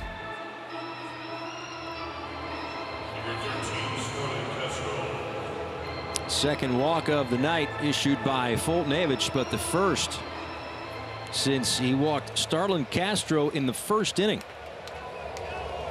And it is Castro in the box right now. JT on base all 3 times tonight. A half swing for strike 1 at 96 at the top of the zone. Now 25 of his 76 pitches thrown tonight have been that slider. So just under, tick under 33%. Last year he threw that slider 17%. So it's a pretty good reflection of what Foltynewicz has been doing. And Castro out to left field. Acuna turns, and that will one-hop the wall. Freddie Gonzalez waving Real Muto around. He will score on the double by Castro. The Marlins are within 2 here in the 6th.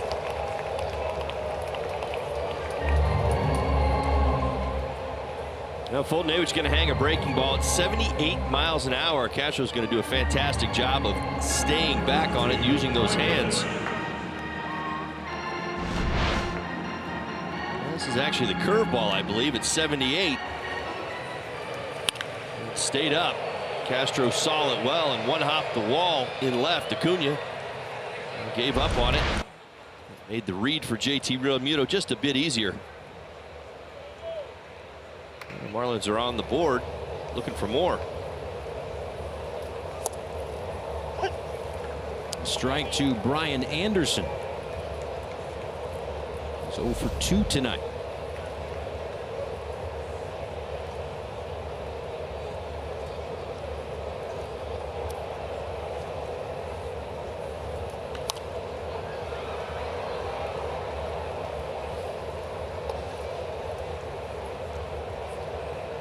Well, to answer my own question, which sometimes I'm good at, sometimes I'm not. So Sean Newcomb, 15th overall pick. What question did you ask yourself? I asked myself, well, how many first-round picks do the Braves have in their starting rotation? Oh. So we've got Sean Newcomb, 15th overall. There you go. Albeit by the Angels. Touki Toussaint, 16th overall, Diamondbacks. Foltynewicz, 19th overall by the Astros. And Kevin Gausman, 4th overall by the Baltimore Orioles. So they have done a nice job collecting other teams' first-round picks to build this rotation.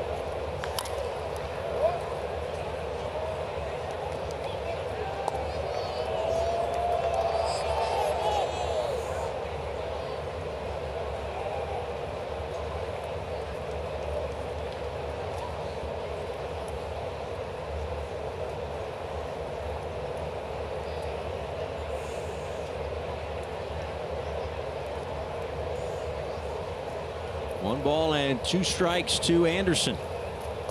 That one bounces to the plate.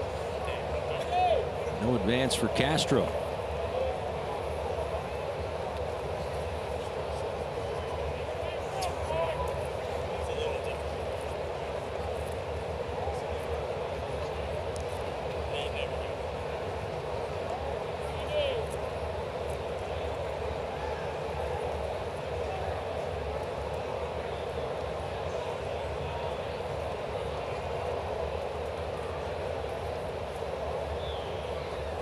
Here comes the 2-2. Lifted out to left center field, and Ciarte underneath it. That will keep Castro at second base. 2 outs.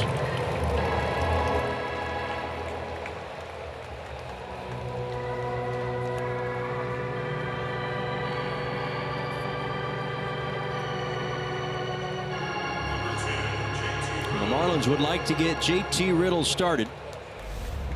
This would be a nice spot for that. He'd come up with a 2-out base hit in the 6th inning. Likely score Castro, close the gap even more.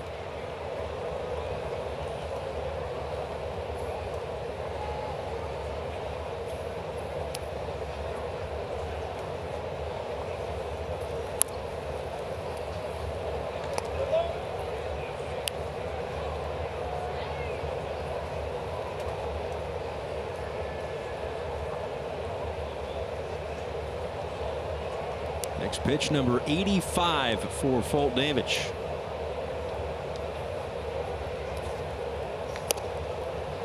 Strike at 96 miles an hour.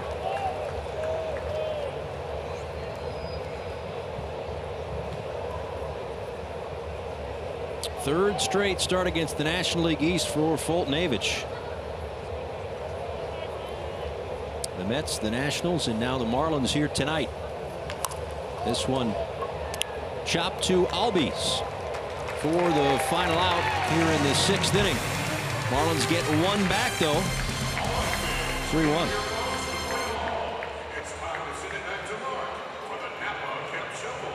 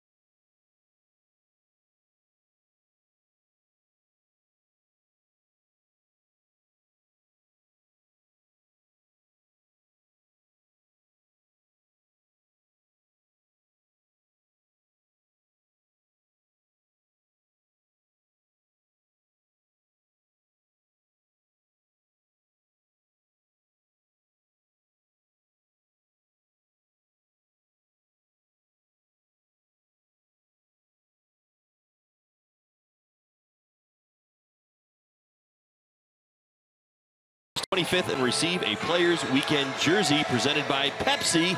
The gates. It's Marlins.com/giveaways to purchase your tickets today. That's a cool thing. This is what, the 2nd year of that, right? Players Weekend. They put whatever name that they want in the back of the jersey. And for a weekend, they get to go by whatever name they'd like. Some will be the same, basically. I know I saw the guy who's pitching right now, Rosinski. It's spelled with a C, so sometimes, and I know I've made the mistake too, sometimes you call him Ruchinski, but he has R-U-S. So Rzacinski. Look that one up. There are some clever ones out there, isn't there? Yeah. See, I can't remember who I saw it. It was Seager, Corey Seager. His nickname is, well, I think his name is Seager, or how does it go? Seager, and then his brother does, I'm Corey's brother. Right, yes. So Kyle Seager has Corey's brother right in the back of his jersey. It's nice. And it was Kyle that signed the $100 million contract, for goodness sakes. I mean, it's no slouch. Certainly is not. Corey Seager's having his body operated on. I saw a report that he was out with Tommy John earlier this year. We saw him, and then he went out with it was Tommy John, I believe. It was, correct. And now he's having another procedure done in the meantime. Hip. I believe it's his hip, yeah. So now, I mean, again, it's certainly not my money to spend, but they've got Manny Machado already in-house. Yeah. So who knows? Could be an interesting one.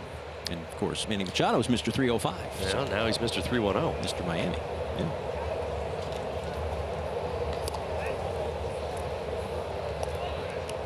Johan Camargo, 2 balls and 2 strikes against Rzacinski. Camargo, Inciarte, and Flowers here in the 6th.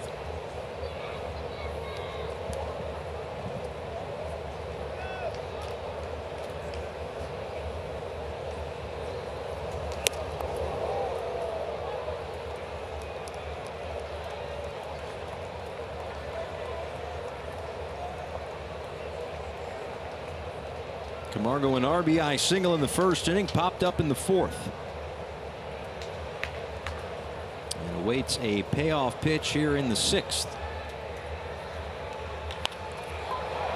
Right field corner. That's a fair ball. Anderson comes up with it, but another extra base hit for Camargo. Camargo's 3rd double of the day. First double in this game, and he is aboard to lead off the 6th inning. It's time now for the Toyota Inside Look. The Marlins all-time in doubleheaders, trying to avoid a 9th sweep. They have split 28, 16 of them on the road, a couple against the Braves. 20 pitchers have pitched in both games of a doubleheader. And Buddy Groom against Pittsburgh in 1995, the only one to get 2 decisions.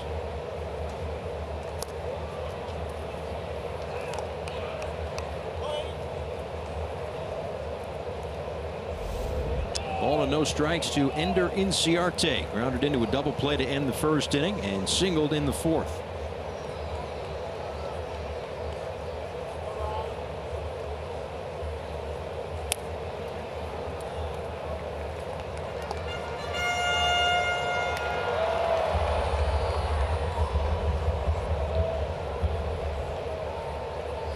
We were here right, what, the Monday was the 30th, the deadline was the Tuesday, I believe, right? The 31st. So we were here for the deadline, and there were certainly a lot of questions being asked of what are the Braves going to do at the deadline? They're going to go out and get a 3rd baseman? Are they going to look for help in the bullpen? Well, they certainly addressed the bullpen. They also brought in another bat, the person of Adam Duvall, and when that happened, everybody started to speculate, well, that might mean that Ender Inciarte loses some playing time here and there. But if you look up and down this lineup for the Braves, it's basically the same guys 1 through what, 6 every night. They'll swap out the catchers here and there. Swanson plays generally every day.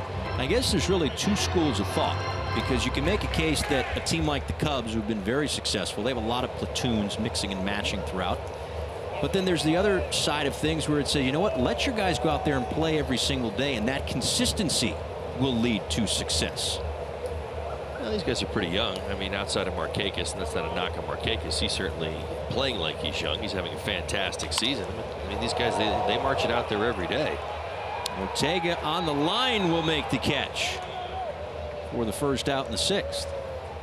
Nice job for out number 1. Camargo unable to move up. Yeah, you're absolutely right. I mean, I think Duvall at some point might steal some playing time in the outfield. I know that if there's a tough lefty out there, that he'll get a lot of times get the start, and then Acuna will move over to center field. Markakis is certainly playing every day. The problem that you have is that Duvall's come over and he struggled just a bit. I mean, you know, if he gives you a better answer, he starts to swing the bat, and then maybe you choose a different path. But the other thing is that managers this time of year, and I've lived through this, I mean, good, bad, and different. It's like, let's get to the playoffs and then we'll talk about days off. Right. And it's just, you know, sometimes it's so hard to say, okay, you know, it's in the best interest of these guys because every game matters. And with each passing day, it feels like it matters even a little bit more.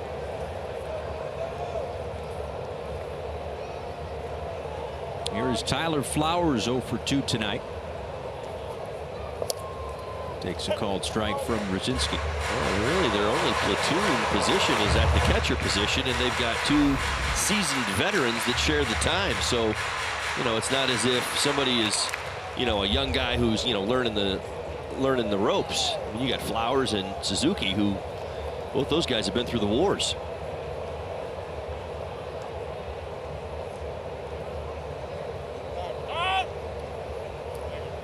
Yeah, I mean, listen, there are 2 ways to go about it, and if it works, you can't argue with either one. You know, I'm sure, and we've had this discussion a number of times. Again, getting back to the Cubs, probably the best example of it. I know the Yankees roster is pretty flexible too, but to have those different options certainly helps the manager, especially in the National League. I know from the Marlins perspective, they enjoy the flexibility on the roster that they have had throughout the season. Guys that have come up big for Don Mattingly, just being able to fill a number of different roles. I mean, Yadiel Rivera has done just about everything but the laundry for the Marlins this year. Now, there is no one way to do offense. I mean, that's the great thing. That's why we all love this game of baseball, why it creates the great debates, why we all sit around and talk, and, you know, my team's better than your team because my team does this, and your buddy's team has got the exact same record and they do it totally different. One thing that we know about the game of baseball, and really it's the only thing that we typically all agree on, that there is one element of winning that has to be there 100% of the time, and it's your starting staff typically, and the guys that get you there, the pitching.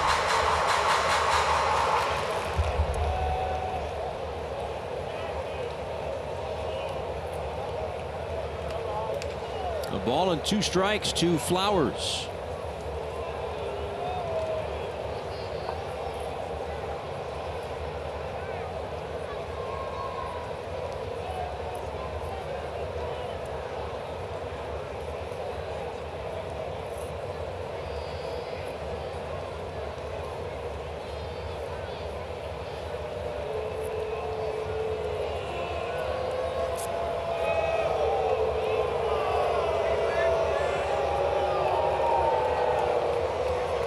Would never happen, but I would love to see a pitcher in a situation like that who steps off because he's trying to get some rosin on his hand, just look up at the crowd and say, hey, I'm sweating out here, relax.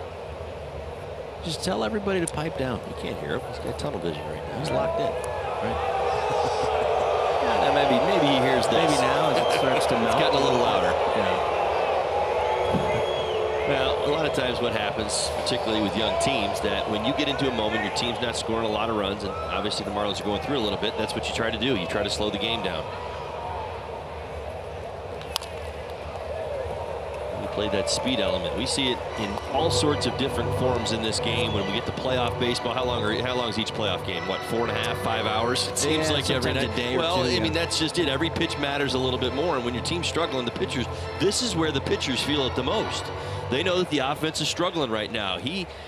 Rosinsky and the Marlins, they don't want to give up any more damage. They're trying to keep the score right where it's at. You've got Camargo out at second base. You're trying to get a big out here in Flowers, and you don't want to make a mistake. Here comes.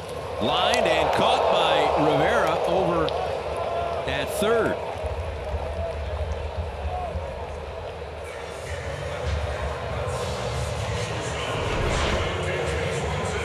Oh, my goodness, that a rocket right at Rivera. Good defensive placement. Didn't have to move a muscle, man.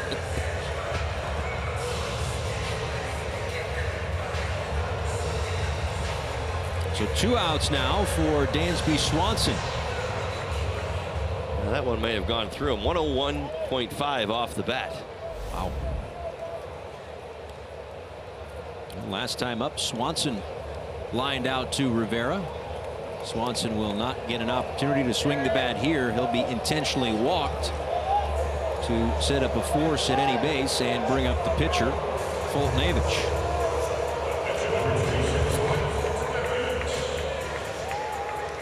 First walk tonight for Ruzinski.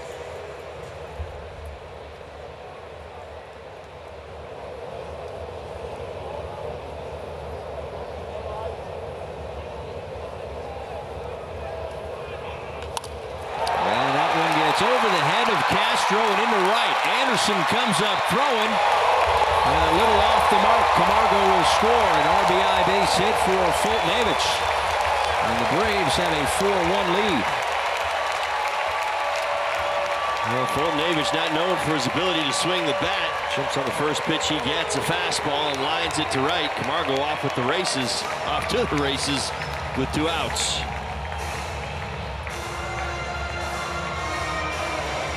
Swanson moved up to third on this base hit.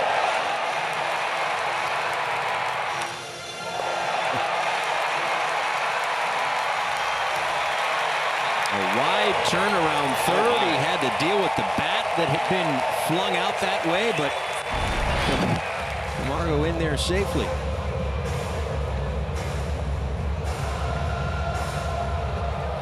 And with runners on the corners, here is the leadoff hitter, who already has a home run tonight. 2 if you include the home run from the first game of the doubleheader today. Ronald Acuna Jr. takes outside.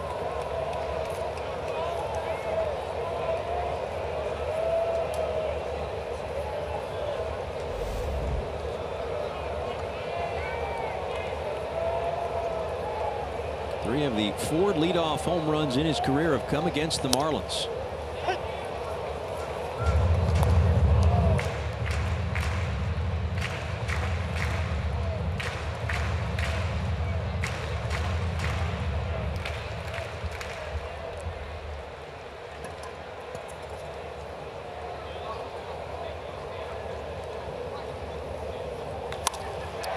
Vacated right side of the infield. The other way, an RBI single for Acuna Jr. And it's 5-1. More 2-out runs for the Atlanta Braves. That's 2 in this inning, and I believe it's 45 now. Acuna willing to go the other way, takes a fastball away and drives it through the right side. Atlanta Braves continue to add on. It's 3 tonight, so 46. They had a 2-out run scored in the 5th as well. So 46 runs scored with 2 outs against the Marlins this year.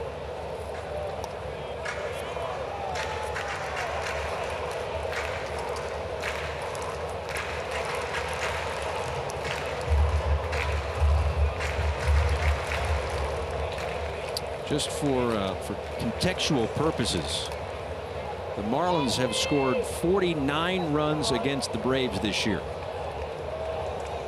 Overall, Braves have scored 46 runs against the Marlins with 2 outs.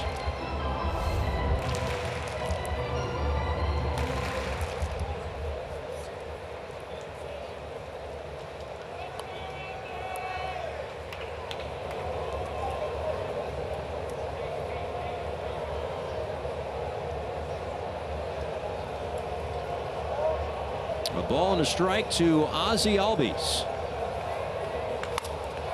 Lined right to Realmuto, who makes the catch, but the Braves tack on 2 more and take a 5-1 lead into the 7th here at SunTrust Park.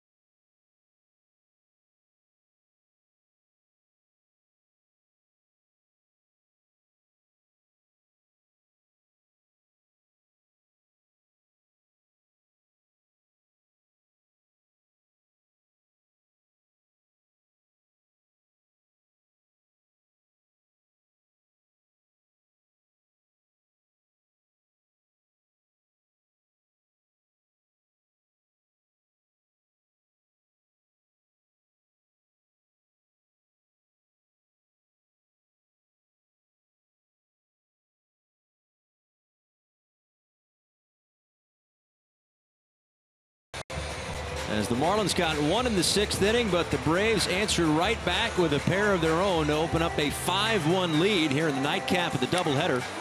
Braves took the opener this afternoon, 9-1, lead this one again 5-1.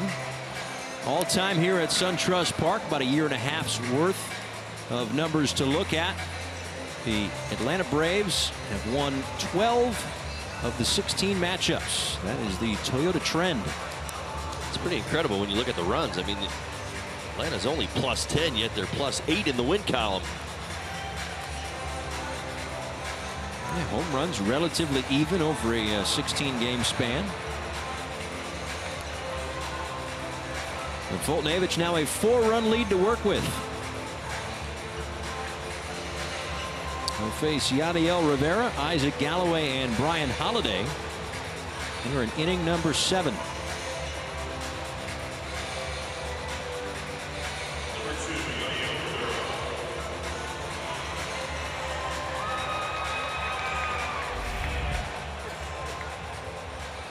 The Philadelphia Phillies, by the way, are off tonight. They are home for the Boston Red Sox tomorrow. So the Braves looking to pick up a full game. Marlins trying to keep that from happening. They've got to erase a 4-run deficit here in their last 3 at-bats. Currently a half-game difference between Atlanta and Philadelphia. Washington 6 back.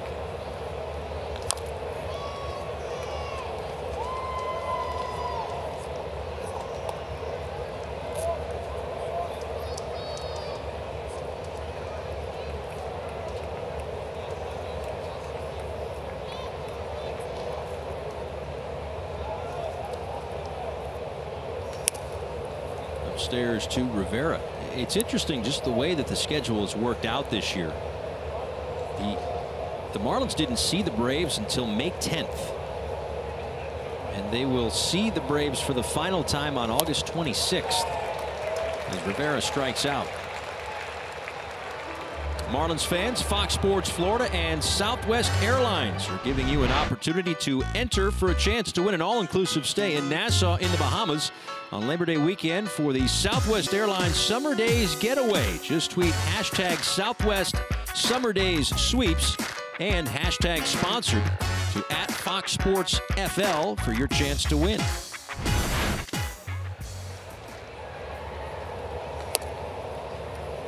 So it was, what, 18 games against the Atlanta Braves packed into the middle 4 months of the season. Didn't see him in April, won't see him in September. Galloway with a fly ball out to shallow left field. And it will be Acuna Jr. calling off Swanson for the second out.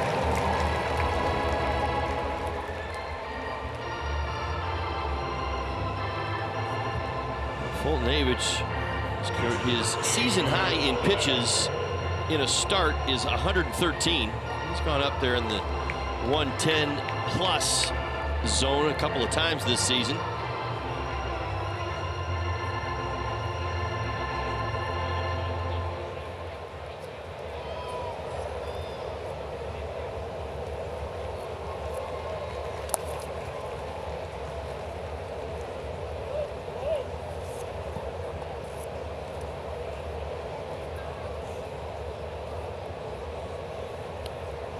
Does have a complete game shutout this year as well against the Washington Nationals right here at SunTrust. 9 innings, 2 hits, 11 strikeouts. Came on June 1st.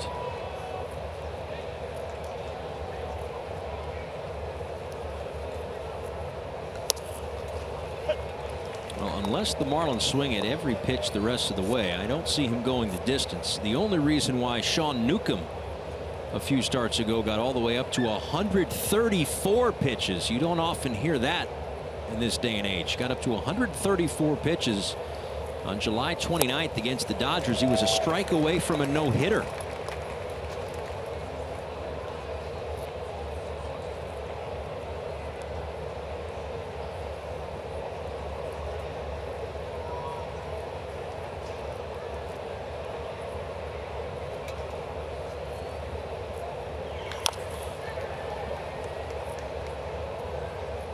Still bringing it 98 miles an hour on his 96th pitch of the night.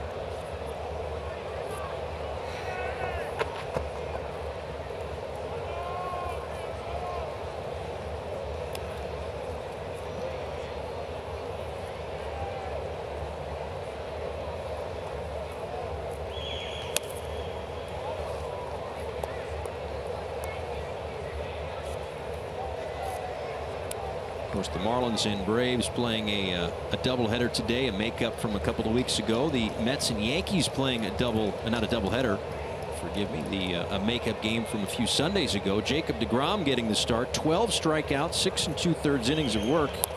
And believe it or not, the Mets have scored runs for him. They lead at 7-3. The Braves lead this one 5-1 as we head to the last of the 7th. But first, we check in with the studio here on Fox Sports Florida.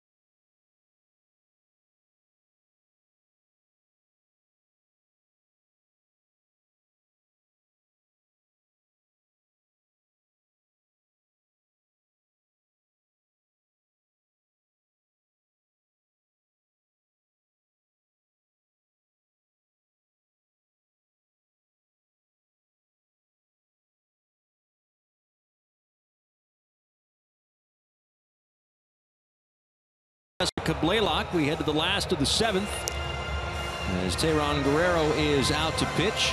Third pitcher of the night for the Marlins. Miranda Gonzalez got the start, 4 2/3, gave up 3 earned runs. Drew Brzezinski was in after him, and now Guerrero pitching in his 47th game this season. He'll face Freddie Freeman, Nick Markakis, and Johan Camargo, trying to keep it at a 4-run deficit. I'll certainly love to see the strikeouts, 56 of them in 45 innings of work, and he's kind of, dare I say, kind of getting that swagger back since coming back off the disabled list. He's throwing the ball pretty well. Love to see the 99, the 103s. They're an awful lot of fun, but when I say that he's getting his swagger back, he's trusting the changeup. The slider's starting to come back a little bit more.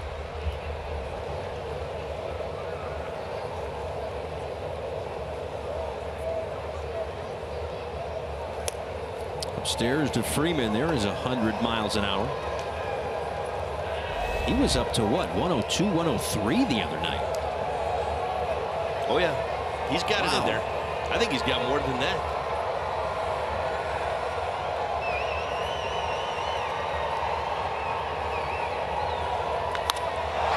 Freeman with a drive out to right field.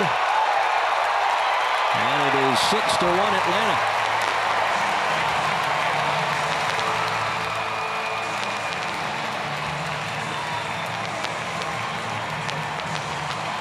About as fast as I said, he's starting to trust those secondary pitches. Freddie Freeman jumps all over an 86-mile-an-hour slider that ended up right down the middle of the plate.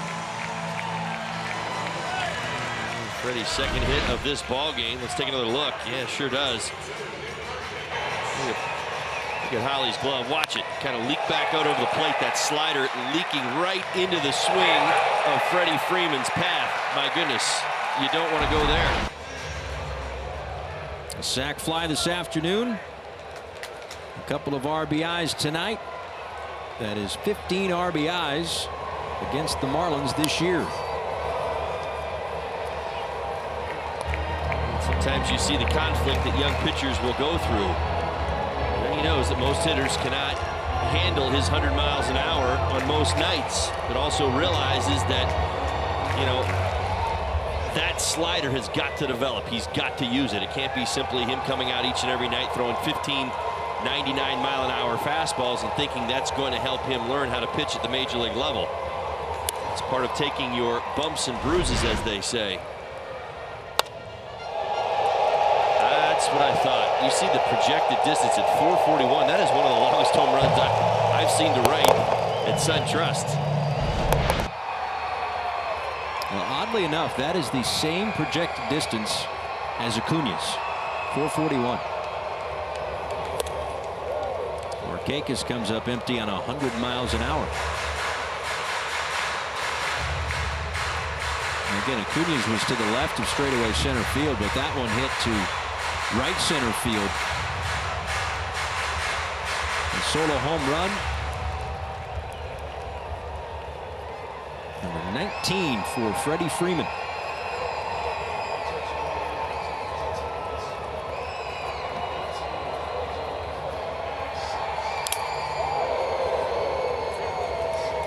Since you brought up Acuna once again, foul ball off the mask, rattled the cage. Looks like everybody's okay.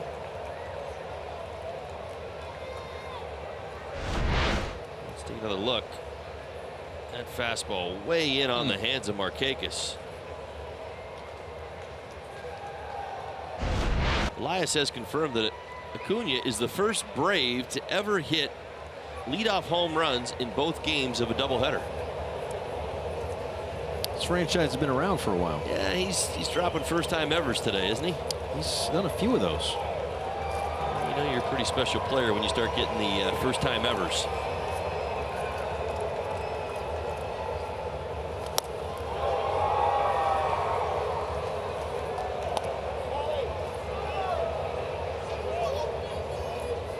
Well, it's not just tonight. There have been a few first-time evers this year for Ronald Acuna Jr.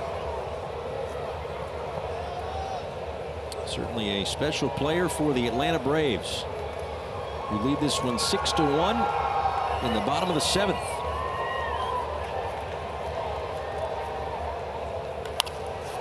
On the ground, Castro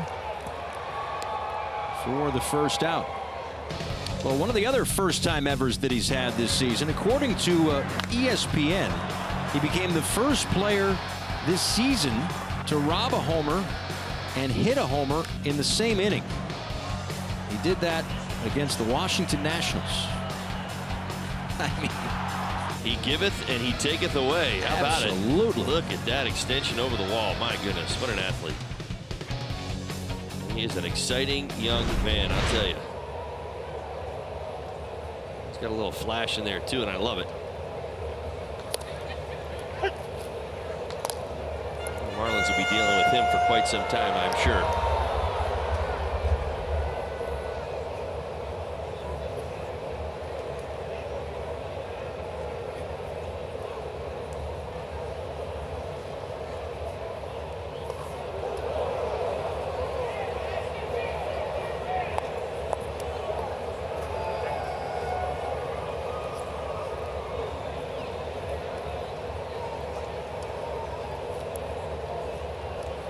Twelve hits tonight for the Braves. They lead this one 6-1.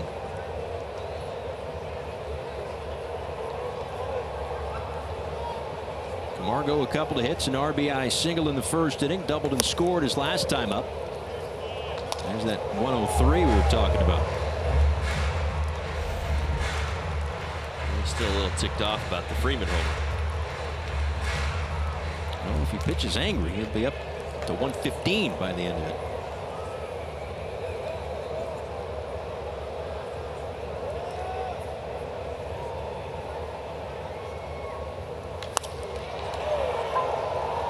Camargo out to right for Anderson.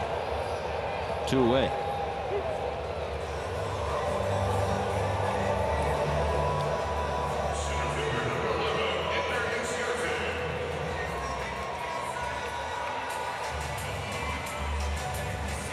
Two outs, and that'll bring up Ender Inciarte.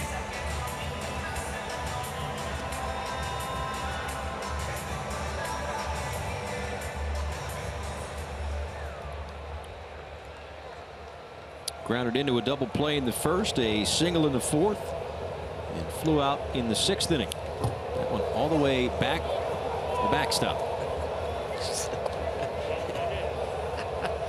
Got back there quickly. Well, I'm laughing at the gentleman in the blue shirt right behind, right off Holiday. That guy right there with the red A. So there was a little deflection, and it about would have, obviously the net caught it, but it was headed right for him, and his reaction was priceless. Jumped out of his seat.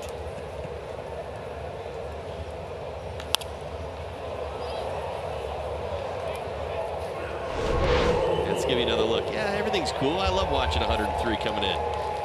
Whoa! Doesn't trust the net, does he? No. Not sure I would either.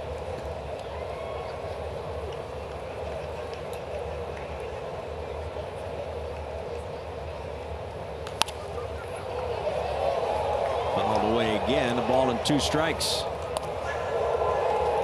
That registered at 104.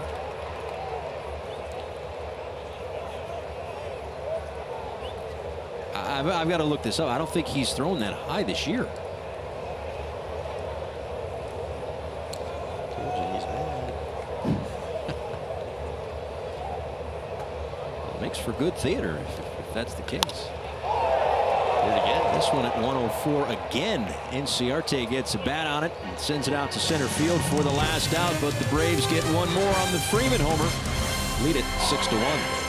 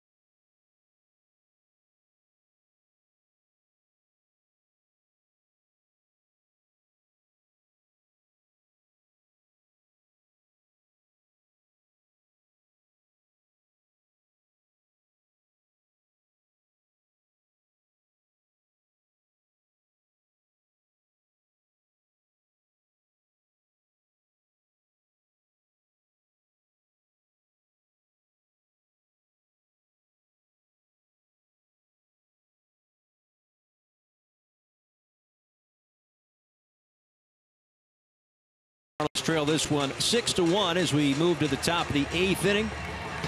It's time now for T-Mobile Built for Baseball. We're talking about the National League Rookie of the Year. How about the American League MVP? Jose Ramirez making a strong case. That home run number 35 on the year for Ramirez. Only J.D. Martinez is ahead of Jose Ramirez. J.D.'s got 37 home runs. Well, when it comes to Ramirez, what I love is I think he's about 5'9", 5'10", right? Yeah. Boy, he packs a punch, doesn't he? He's built for baseball, no doubt about it. Literally. Well, our first look at Christopher Bostic, who pinch hit and lead things off in the 8th inning. Safe to say it's been a wild 24 or 36 hours for Bostic. He was in Rochester yesterday. not a part of the Marlins system. After the game yesterday, we saw the press release that the Marlins had made a deal for Bostic. So he's in Rochester yesterday, finds out that he gets traded to the Marlins. He drives to Washington, D.C. with his wife, drops her off. He boards a plane at Dulles Airport. So he's flying to Memphis to join the AAA New Orleans club. But he had a layover in Atlanta. And as he's getting off the plane to get onto another plane to get to Memphis, he gets a call from Michael Hill and says, do not get on that plane. Do not get on that plane. Martin Prado has hurt his quad. So this guy's traveling with 3 bags, right? His journey. This one is popped up, way up. Flowers cannot make the catch.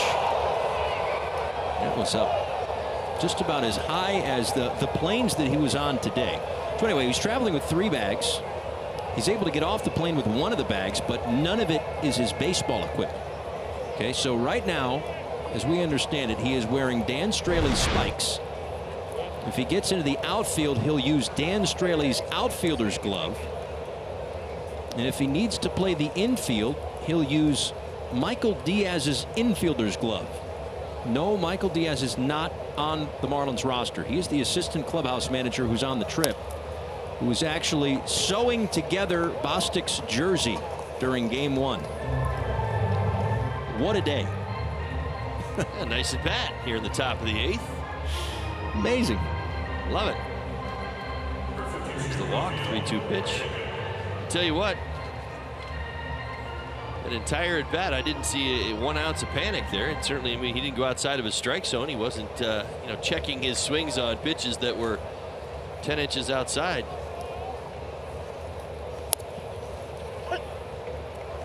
Fultonevich back out for the 8th.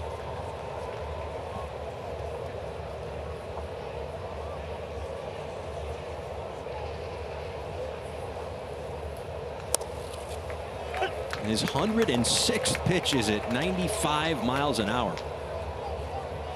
He has not lost anything tonight.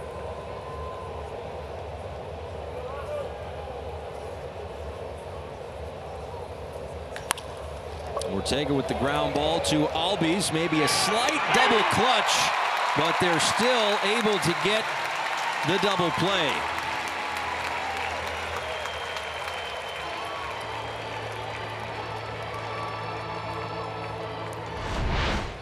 Well, this ball hard hit, but right at Albies. Quick turn. And to Swanson, who finishes it by just a step to get Ortega.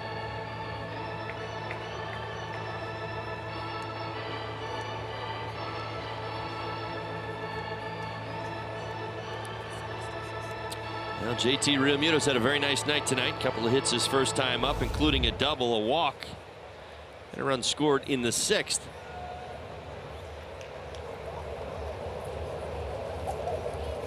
Been on base 6 times in 7 plate appearances today.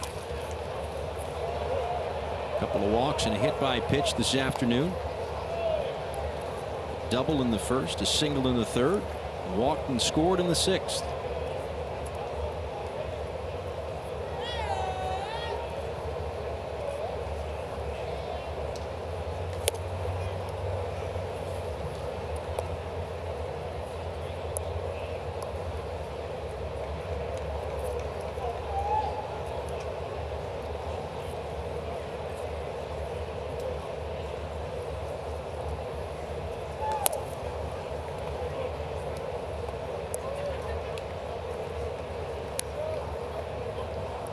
Winkler up in the Braves pen.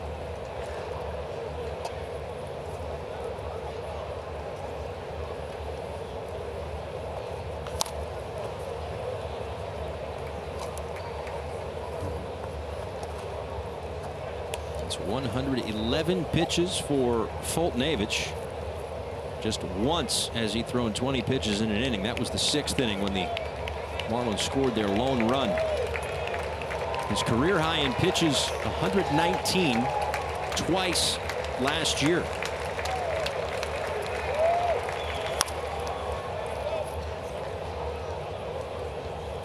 One in 6 innings of work, the other in 8.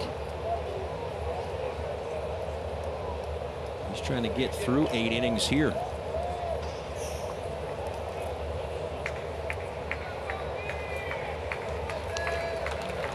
Real Muto trying to extend the inning. This one popped up center field. It will be Inciarte to make the catch. 8 strong innings for Foltynewicz. The All-Star has regained his form tonight.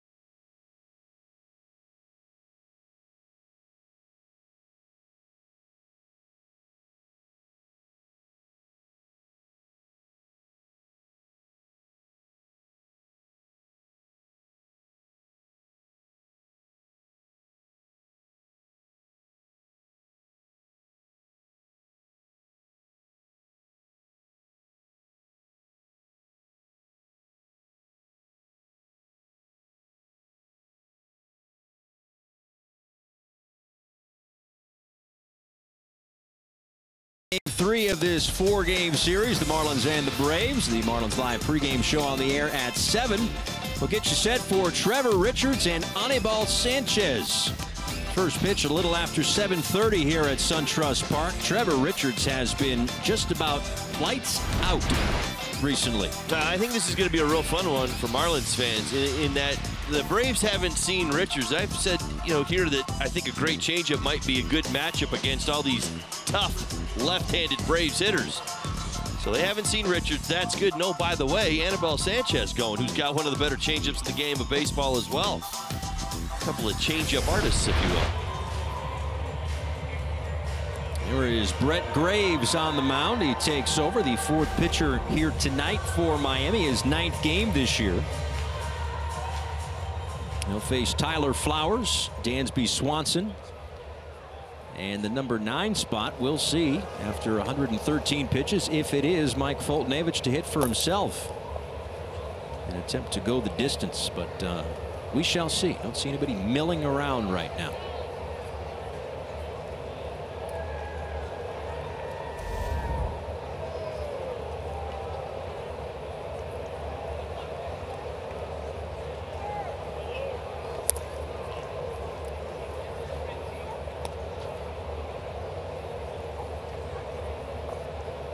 So last inning that the Braves were at the plate, we saw Teheran Guerrero, and we did some digging when it comes to the highest pitch speeds this year. So Jordan Hicks has gotten to 105 miles an hour twice this year, but those the 104 pitches, we'd have to look at the 104 point somethings, but he hasn't gotten Guerrero to 104 this year. He was there a few times as Flowers goes up the middle for a leadoff single here in the 8th.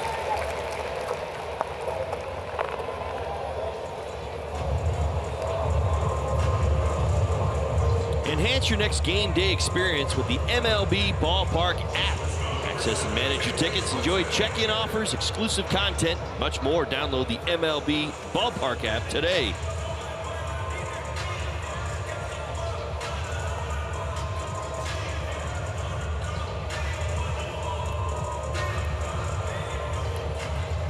So it looks like Ryan Flaherty has moved into the on-deck circle, with Foltynewicz due up next.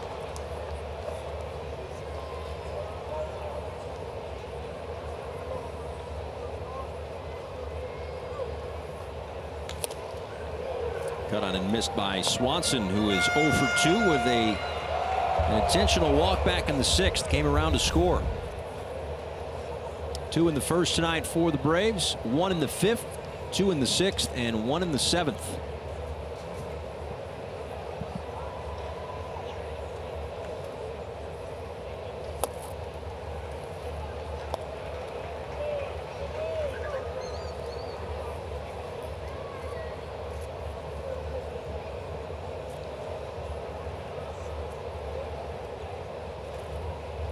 That might signify the end of the night for Mike Foltynewicz.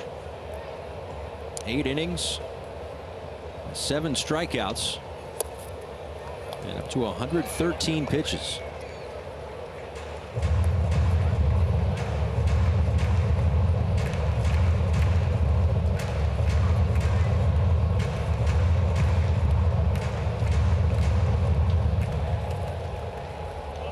Elsewhere around the National League East tonight, the Mets are currently in the Bronx. A makeup date against the Yankees. They lead at 8-5 in the top of the 9th inning. Threatening for more. The Washington Nationals, on the heels of a tough walk-off loss last night in Chicago, lead the St. Louis Cardinals 4-2 in the middle of the 7th inning. I mentioned earlier that the Philadelphia Phillies are home for the Boston Red Sox starting tomorrow night.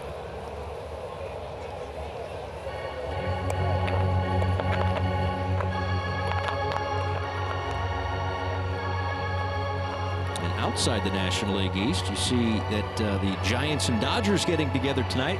It is Madison Bumgarner and Clayton Kershaw. It's always fun when those two guys lock horns.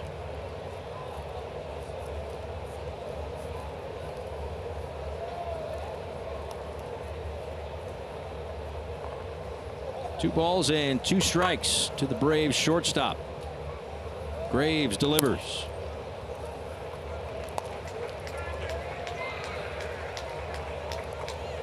WB Mason presents the Marlins Live postgame show. Craig Minervini and Tommy Hutton hanging out in the studio. We'll hear from Don Mattingly on the heels of this day-night doubleheader at SunTrust Park.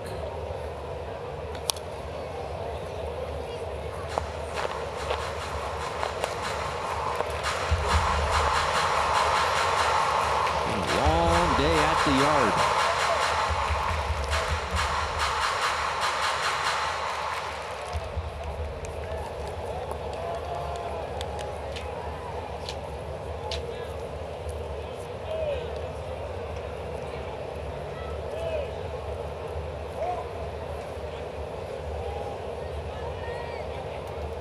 Payoff pitch to Swanson, swung on and missed. Nicely done by Graves.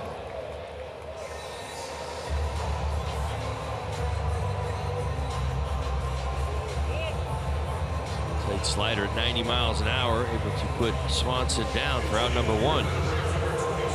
Well done. We'll bring up Ryan Flaherty. Flaherty 4 for 26 as a pinch hitter this season. He's 0 for his last 14.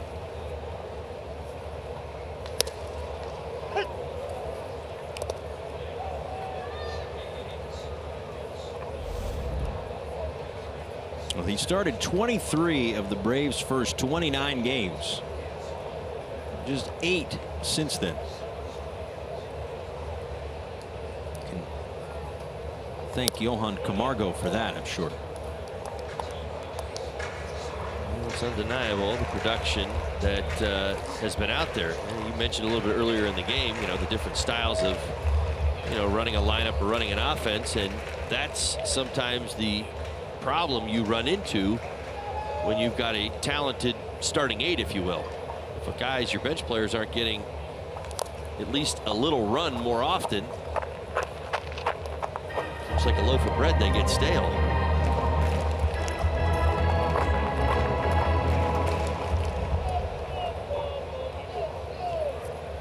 And if you've got a roster like the Braves, right, where there are not a lot of changes and you have a bench that is, you know, just that, a bench.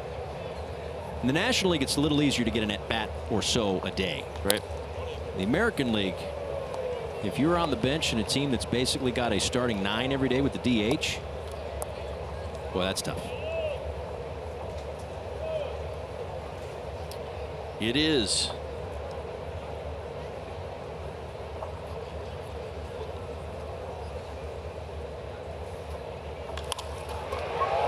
Flaherty out to center field. That is Galloway to make the catch for out number 2.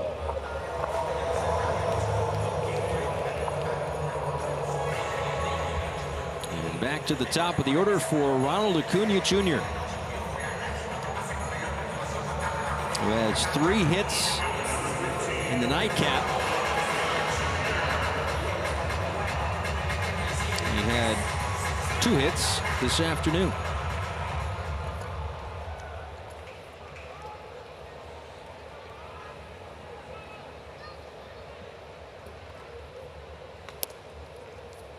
A strike from Graves, 0-1.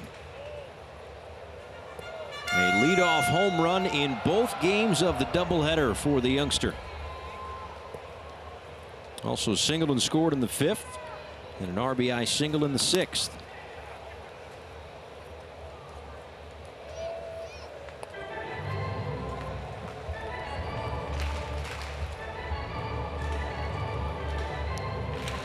Marlins in the 9th inning will have Starlin Castro, Brian Anderson, and JT Riddle.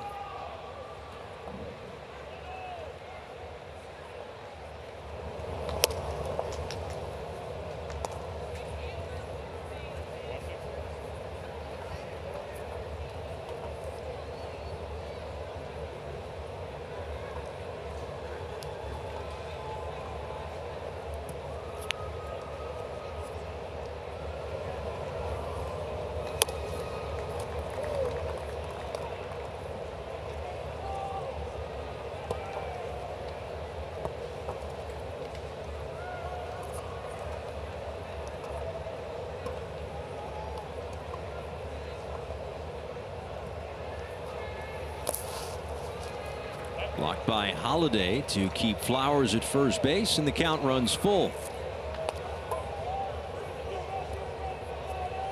That'll give Flowers a head start with 2 outs.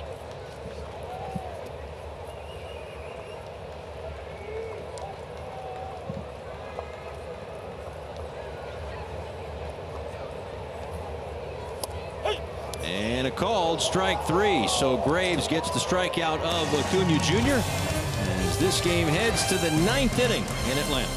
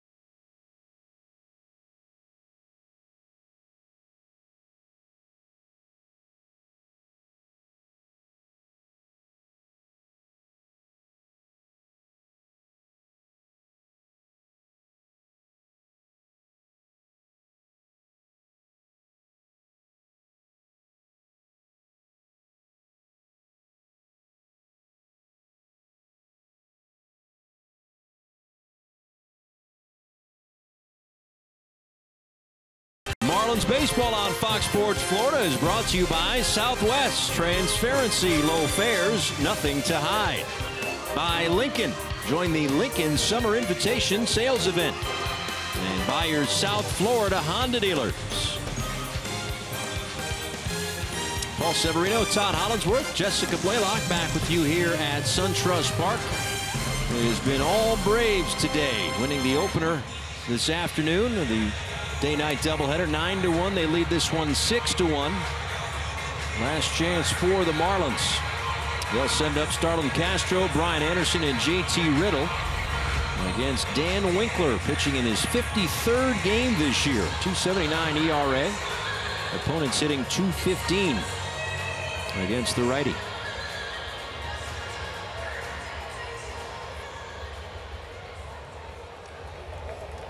On in relief after a strong 8 innings of work from Mike Foltynewicz. 5 hits, 3 walks, 7 strikeouts, and the 1 earned run. Castro fouls the first one back and out of play. He was shaking that left hand.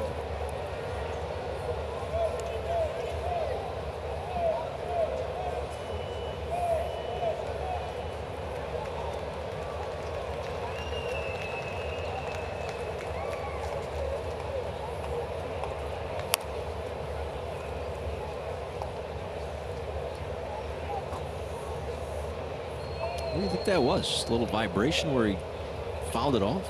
Weird part of the bat? Very well may. I'm going to answer that question because the first thing I thought of, having lived through that reaction, it seems like he's okay. Deep foul ball to the left side. He's kind of still grabbing that hand. Did that one time and I broke the hamate bone in my hand. I used to hold the knob. That's kind of what I was looking for. Starlin doesn't do that.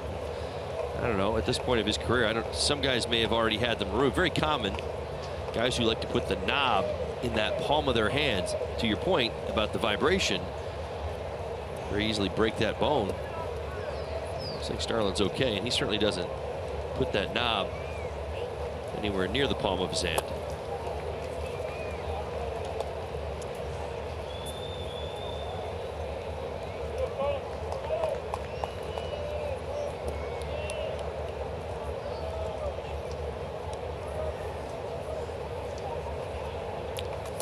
Inside, 3-2.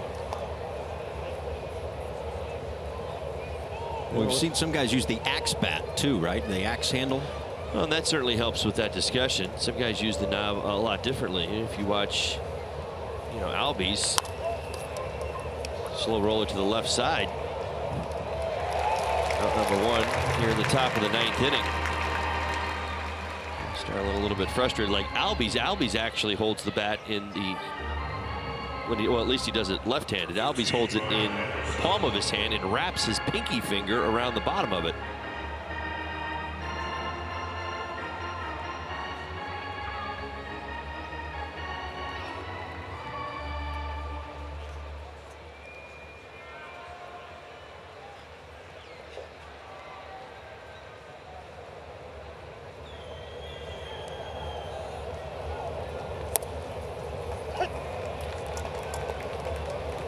Strike at the bottom of the zone to Brian Anderson, 0-1.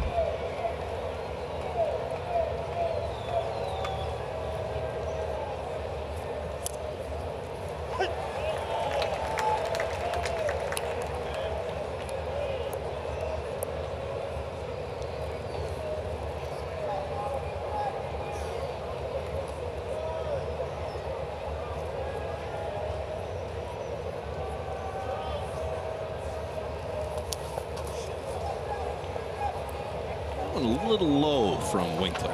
You think? A little bit. About 52 feet.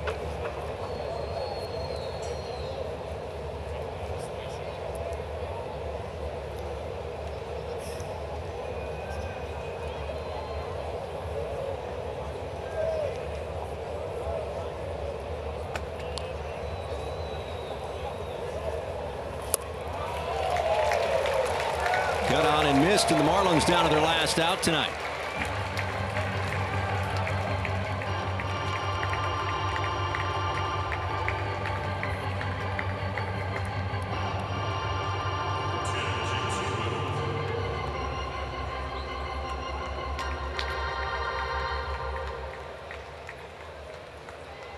So it's up to JT Riddle. 0 for 3 to this point. A couple of ground outs, pop out, and takes ball 1.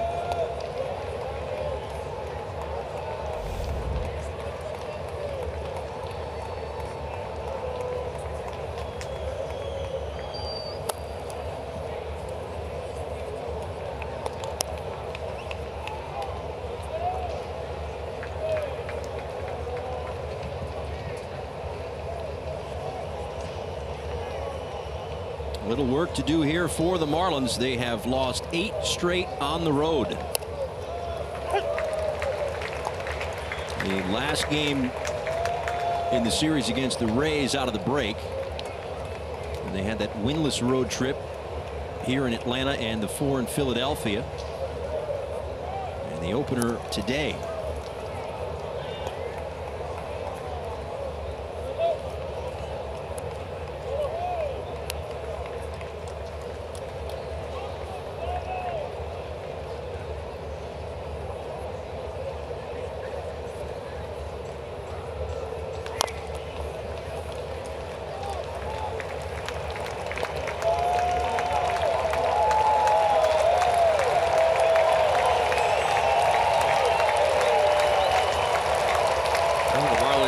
To their final strike here in the 9th.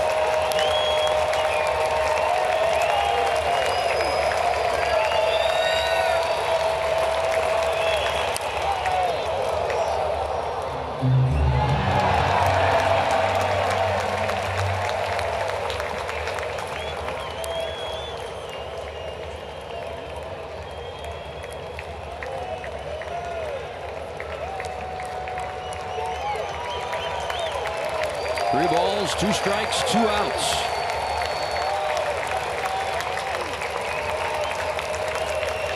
Here it comes upstairs. And that will bring up Derek Dietrich. Nice at back by JT Riddle. Looked ahead, fouled off a couple of pitches and together a good quality at bat. Look to gain momentum any way you can leading into tomorrow's game. It's been a long day for this Marlins team.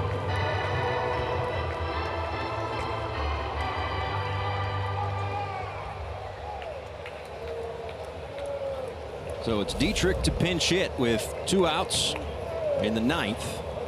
They, of course, will not hold Riddle on as Dietrich swings and misses.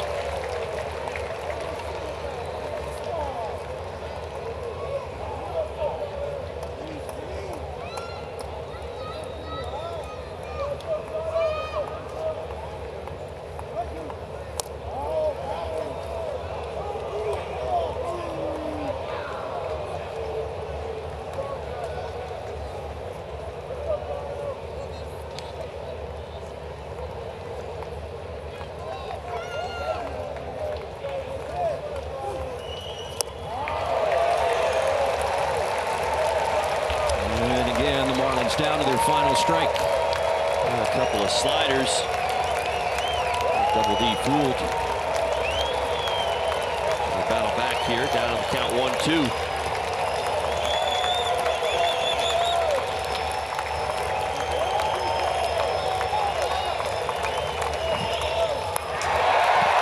Swung on and missed, and that'll do it.